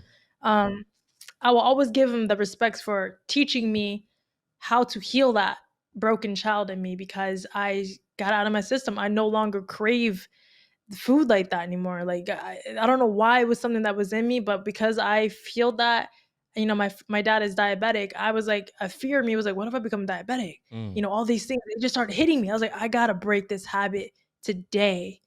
But it was not that bad, because my partner didn't shame me for it, didn't make me feel embarrassed, didn't constantly fight me on it. Okay. And I think that's why you have to express it. He expressed it to me. I'm gonna do this for you because I feel like you need it, and I want you to be happy. But understand this is what comes with it, and I want you to be aware of it, but just letting you know. So he told me what was going to happen. He said, "But I'm gonna let you do you." Mm. Doing that, I felt like a child for 2 seconds. And I was like, he's not being rude, he's not being mean. His process going through my head. But I no longer feel that way. You Mm. know, I'm happily I eat in front of him. We're normal now. Like my life has been restored to like nobody could ever tell where I came from unless I told them my past. That's the crazy part. So Wow. You guys have a very empathy. healthy relationship. I'm Empathy is amazing. I think very, everyone should adapt that. yeah, you're right. You're right. You're right. I've, But don't internalize it. You got to communicate your empathy so that people know that you're actually empathizing for them. That's the thing. It's a mm, trickle effect. It's 1, 2, 3, 4, 5. There's so many things. You can't do one without number 3, without number 4, without number 5. You need all of it for it to work. true, true, true. This has been a Yeah. very enlightening conversation. I appreciate this. Thank you. No, thank you. This has been a very pleasant conversation also. Yeah, I feel like I don't even have to go into no current events. I feel like we gave the people enough 2 hours I of think they the most grown conversation I might have ever had. I think it was one of the best conversations I've had, and I have a feeling that anyone that watches this will understand. I mean, you have to be a complete idiot to not understand this, but Yeah, for sure. this is important. Like people need this, relationships need this, and your kids will need this, you know, because whatever it is that we're talking about that you do adapt, you're going to not just use that for one person. You're going to be using it for your mom, for your dad, for your coworker, for your kids. Mm-hmm. And it's like you're going to have the best optimum results with them basically by doing what I'm saying, which is tapping into all senses and expressing it. It's like, what do you lose from it? Absolutely nothing. So why not do it? Right. Do you want kids? Yeah, I do want kids. My only thing is this is a controversial one. I don't want to naturally have them. I'd rather have a surrogate, to be really honest. Really? Why is Yeah. that? And the women are gonna hate me for this one. Go ahead. I think that having kids is a beautiful thing, and women say that you get very close to them because you're carrying them. But it does do a certain thing to your body, emotionally, physically, and I'm not a size 0 Asian. I already know me. I'm gonna blow up like a house. One. You think so? And two, yes. I mean, I look at the women in my family. It is enough for me. The proof is in the pudding. But that's my own. It's my own personal preference. Like nobody can fight me on that, Okay. and no one can change my mind. You know, like to me, it's like it's not about how you look. It's about how it makes you feel. And if I look like shit, I'm going to act like shit, and that's going to ultimately affect my relationship. So the whole point of having kids is so you can grow your empire with your partner, and with yourself. So it's like, why would I do that to take 10 steps backwards because I'm no longer happy with my physical image? And also, it affects people intimately also. And that's one thing that I have grown to love. Growing up, I didn't enjoy sex. I hated sex because of my experiences. You know, growing up, my first experience, it wasn't great. Right. So I've taught myself to enjoy it with my partner. The last thing I want to do is find, a great point in my life and destroy it just because I'm trying to create something great. You can have a great idea and execute it poorly. And to me, we're in a great place in our life, and he just hit like a great peak in his career. So to me, it's like, sir, well, I don't know where you at, but you need to keep going to make the amount it costs to get a fucking surrogate because I ain't having it. And it's like 10 G's back in my country. So there's somebody that's willing to do it. It's going to happen because I personally do not want to carry the kids, and I don't care what society says. It's not traditional. I'm a modern girl. I have traditional values. You can't argue with me on that. If you can do it, you can do it. And I spoke to some girls today, and they were like, actually, I feel the exact same way, but they just can't publicly say it because the women that have had kids naturally will shun you on it because it's not fair. But like everyone's doing the whole mommy makeover stuff with their bodies. Take that money and go pay for a damn surrogate. Cut the middleman. We're done. Wow. I don't think I've ever heard that perspective from a woman before. I mean, I know women do that, but I think it's not legal here in Germany. Women can't do it here in Germany. No, it's totally against the law here. Damn. But you said back in your country, where exactly is that? Vietnam. So you would go to Vietnam, pay some lady 10 stacks, put your egg in her, and let her carry the kid for. Yes. So it would still be biologically yours and your husband's. Hell yeah. But you just wouldn't want to carry it. No, I have zero desire to carry kids. Nothing in my body and soul says that sounds pleasant. Okay. I mean, okay. So do you think you're gonna have less of a bond with the kid because you're not gonna carry it? Funny thing you say that. I think a lot of people is the biggest worry. I have zero desire to be that close to a child, and I'm gonna tell you why. I'm not saying from a selfish point of view. Okay. The reason I'm gonna say it in a most realistic term. Kids when they're teenagers, they're fucking assholes. Right. So to me, it's like I'm only really gonna enjoy this kid from newborn to like I don't even know 7 or 8 years old. Truly, for my selfish own reasons. I think that maybe I'm naive for saying this. They're so close that the people want me to get to a kid. I don't think it's unnecessary personally because we discussed how priority relationship. I put my husband first. Okay. My kids, I will always have love as long as they're safe, as long as they're happy, as long as they learn the shit that I'm going to teach them in life. I don't want to be crippled. I don't want to be a cripple to the life. So I'm okay with not being attached to them to the level of unhealthy, like they're not going to grow and not feel the correct things in life to be a good human being. Like I don't want them to be so attached to me in an unhealthy manner, because I see that all the time, and maybe I'm thinking too much into it, and maybe there's things in, nuances that I don't know. But for me, I'm okay with not being that attached to a kid. And maybe it won't be that way. Cause to me, I don't see it that way. Like I have so many people in my life that isn't blood. I could love them unconditionally because to me, it's not about blood for me personally. Okay. It's just for me that I want to build that bond in life in a healthy way. And I think that's just how I look at it. And I know it sounds kind of contradictory towards the fact that then if you don't really care about blood, then why are you doing the whole surrogate thing?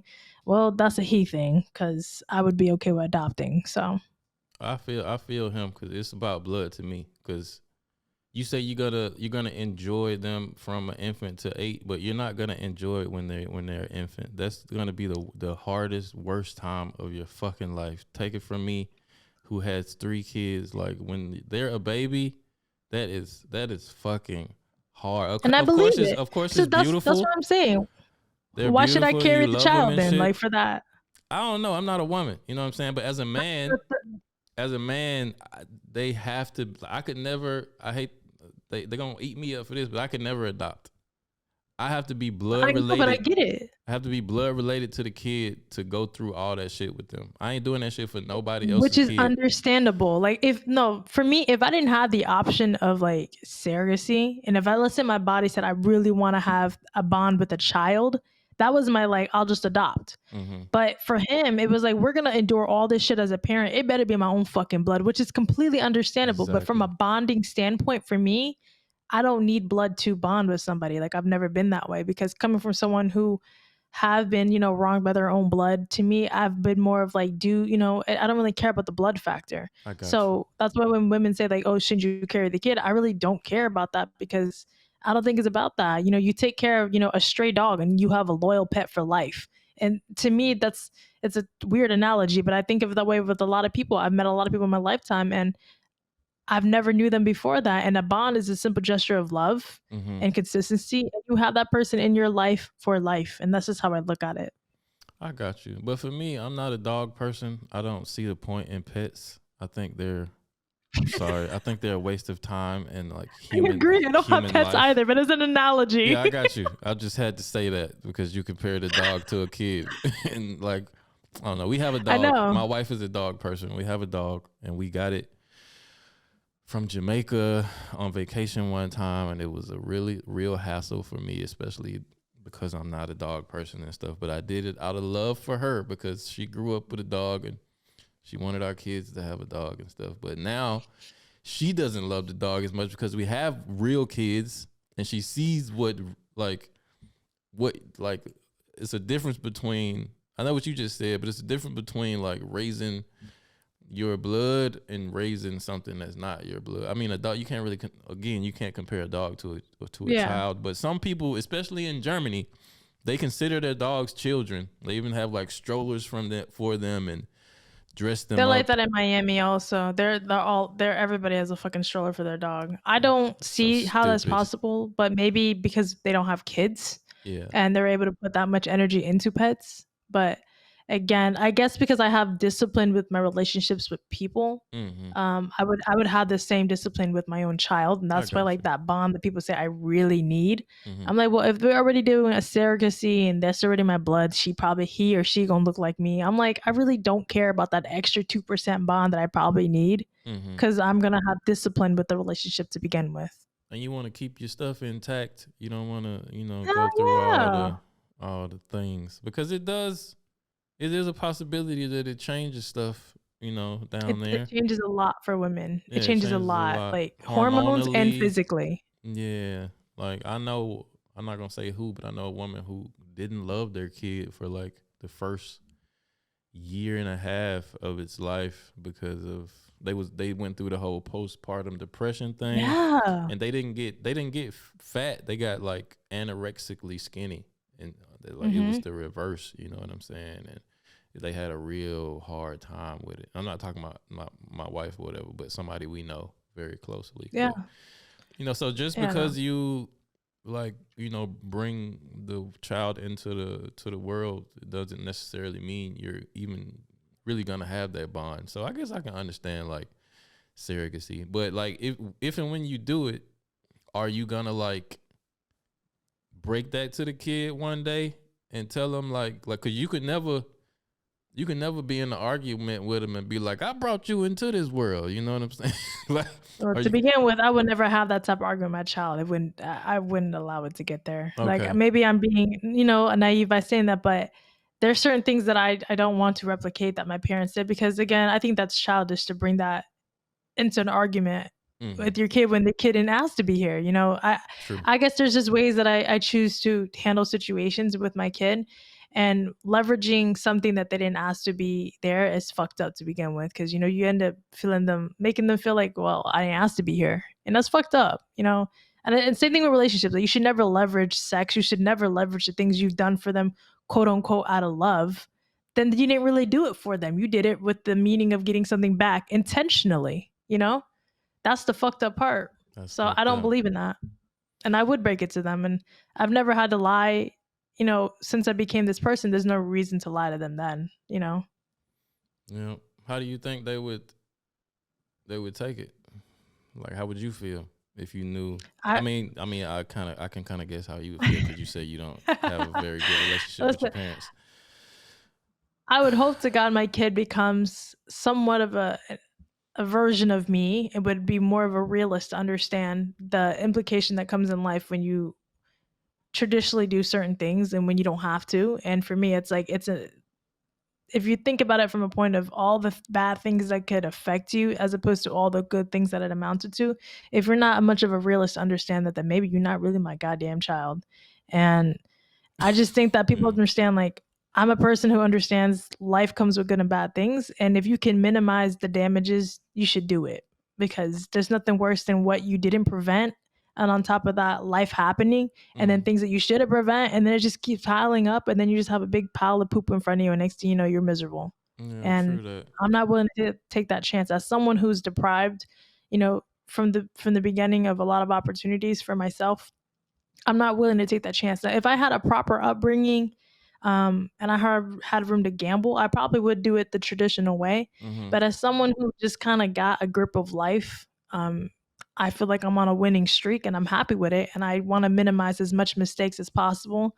If you can prevent it, do it. There's no point to just try to make up for what's lost and then try to, like, you know, fuck yourself up, and next thing you know, you're 10 steps behind. No, I'm not doing that to myself. I've already gone this far. Being the anomaly, I'm fine with that. I'm not going to try to, like, walk backwards. There's no point. Yeah, I got you. I'm not knocking you for it. I would probably do the same thing Yeah, if I no, was a woman. of course. You know, I wouldn't want to push nothing out of me either. If I couldn't imagine, Yeah. because I'm a man and shit. But Yeah.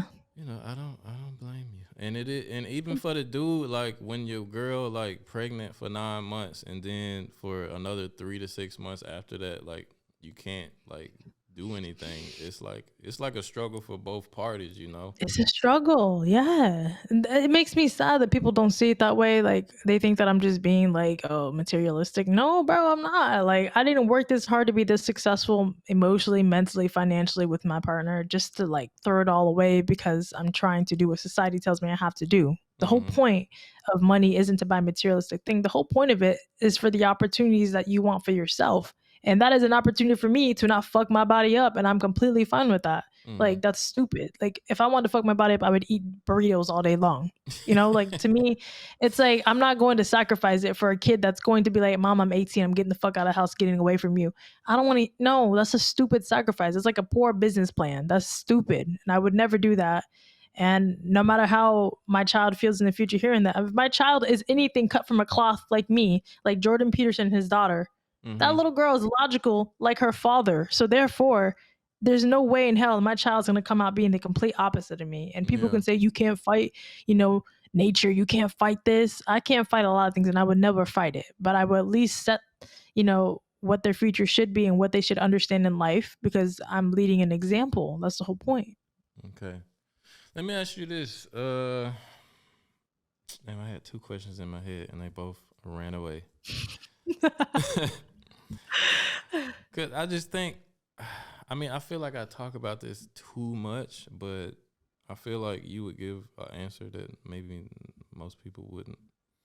Like, what do you, like, you know, doing this whole internet stuff, the stuff that I come across the most is the whole transgender epidemic and all the craziness around it and stuff.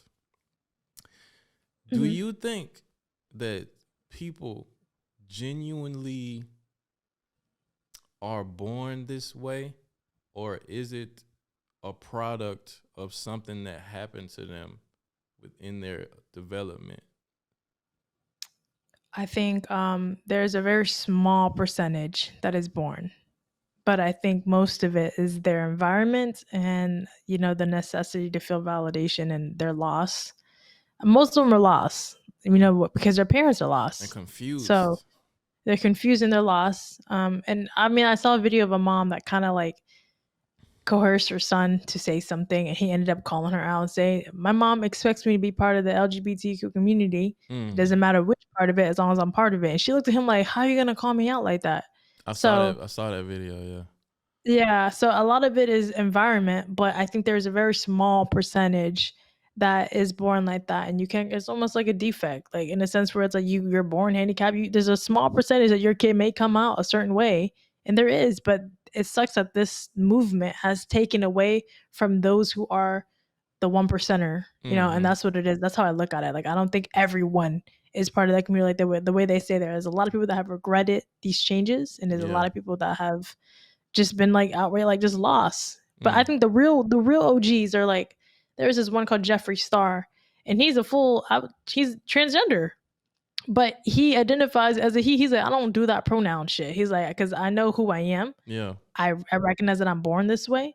He's like, I don't know what the hell this gender. And he's a man that looks like Dresses a up woman like a basically. pink haired woman, but Yeah, but acknowledges the fact that he's he's a the man. most normal one about it. He's the most like I'm a man. He's a biological man. You can't fight biology, Right. And then those that are truly, truly lost in identity want so bad to be addressed as a woman, bro. Just say you were lost. Just say you were lost, and you want to feel like accepted in the community. Mm-hmm. And it's sad because it's like that's what it's pretty much projecting. If I project off like I'm angry, you can't change the fact that I look angry. You keep acting like you're not this way, but you're fighting so bad for the validation. So just say that. Fighting So. so bad for the validation. Yeah, Jeffree Star is one, and I talked to I call him a guy out of respect, but his name is Buck Angel. He Mhm. was like one of the first people to like medically transition in California. He's like 60 years old, and if to look at him, you would really think it's a dude. But he never got the bottom surgery and stuff. He was like a porn star for some years Mm. after he got the surgery. He got his, boobs cut off and took testosterone and stuff, and like really Wow. passes as like a man, has a full gray beard and everything. And he's one of the heads of the Gays Against Groomers organization that are like trying to fight the whole indoctrination of children that's going on right now, and like believes that if a kid is gonna be trans, they're gonna be trans, and they should be provided with help and the resources to get them through that. But he believes, and I believe, that it's a real what they call social contagion going on right now, and kids, in the whole ideology is being pushed on kids in their like really vulnerable developmental stages, and they're being groomed and coerced into choosing and confused into going down these paths in life. And that's why so many people coming out now that are like detransitioners and are waking up and realizing, a lot of times too late, that they were pushed into it and they were influenced into it. They were in friend Yeah. groups where everybody thought they were trans, and they thought they had to be trans because they didn't know any Yep. better, type of thing. And Well, I blame the fucking the Jenners, the Caitlyn Jenner. oh It yeah. started with him. Mm. Once he decided to come out, I feel like after he came out, it was a big shock to the internet, and it all started with the Kardashian. How is it that family somehow attracted all the main headlines of like the movement, the Yeah. BBL movement, the transgender movement, The the lip dating black lip man movement? injection How the fuck movement. is one family able to pick up all the movements in the fucking century? Is my question. All the degenerate movements, they started them. All of it. They started all of it. Mm-hmm. And ever since he came out as a transgender, I feel like I've kept seeing it everywhere, nonstop. And remember, True. like they're always on the internet, and people's kids are always on the internet. True. So I feel like ever since then, that's when it started. But prior to that, I've never heard of it. It was rare. It wasn't really something spoken about. And you can say, like, well, it was because we weren't confident to talk about it. No, it's because that wasn't really a thing at all. Yeah, Then it it wasn't a became an thing. identity. it was a thing, but it wasn't promoted to the Kardashian level, like you said. You got you right about that because, I mean, before he came out, I remember thinking because I don't know, I saw a few episodes of the Keeping Up with the Kardashians shit, and I remember thinking like, I don't know if it was before or after I saw that one South Park episode where they predicted that he wanted to be a woman because Oh wow. yeah, this was like years before he came out, and I remember watching Keeping Up with the Kardashians a few times, and all the spotlight was on all the women in the family, and then you had him and you had Rob, and Rob was like fat and hated himself because he wasn't as beautiful as all the women and as important and as popular as all the women that was around him, which was Kim and all his sisters and stuff like that. And then you had was Bruce, you know, he was overshadowed. They barely paid attention to him. Like his opinion didn't matter. You know what I'm saying? Mm-hmm. His wife ran the house. All his daughters was, you know, way more important than him. And him coming from being an Olympic athlete, and now he like playing the back burner and shit. And then all of a sudden, his wife, the storyline comes out that his wife is catching them cross-dressing every now and then. And then it progresses on to, oh, he thinks he's a woman, you know, and then they start promoting the shit. And now he getting all the fame and like everything's about him. He get his own reality show and stuff, you know what I'm saying? Then he won Woman of the Year, which was ridiculous. For one thing, you shouldn't win that. And how you the best woman out your first year being a woman? You know what I'm saying? It was all like by design propaganda, and then like you said, like then it became an epidemic. But I don't want to go too far down that rabbit hole, and it's pretty late. We talked for like 3 hours already, but I really appreciate this conversation. I appreciate you tapping in with me, and I hope we can do it again sometime. You know, I will always be around for these type of conversations. I will do these forever. Are you kidding me? I love these conversations. I think these are conversations that needs to be spoken about. And I think if such a civilized conversation and you were so calm, you were so patient, you were so open-minded, I think that's great. Like you have such a great nurturing factor about you when it comes to hosting. Thank And you. a lot of people don't have that. I appreciate So that. I think that this was great, and I hope a lot of people end up watching it because this has been like, you know, I used to think that I had to keep my content short to attract people's attention, but the people that are looking for answers, it don't matter if this shit was 6 hours long. They will sit and they will listen and they will Right. learn and they will comment, and those are the true people that you want to support you. You don't want the ones who are only here for 10 seconds or 60 seconds. So this has Yeah. been great. Same here. You are a very, very intelligent, intellectually and emotionally intelligent person. You are wise beyond your years, and I don't know if he's your boyfriend or your husband, but he's very. We got engaged September, but I'm not used to saying the fiance word. I think it's weird. Okay. Well, either way, he's very lucky to have you, and whoever pays for your relationship advice is very, very smart to invest in it. So Thank you. I really appreciate you. Well, I appreciate you staying up. I know it's super late for you over there. So this has been great. And I can't wait to do this again. All right. Well. All right. Thank you so much. Thank you. Peace out. Bye-bye. Bye-bye.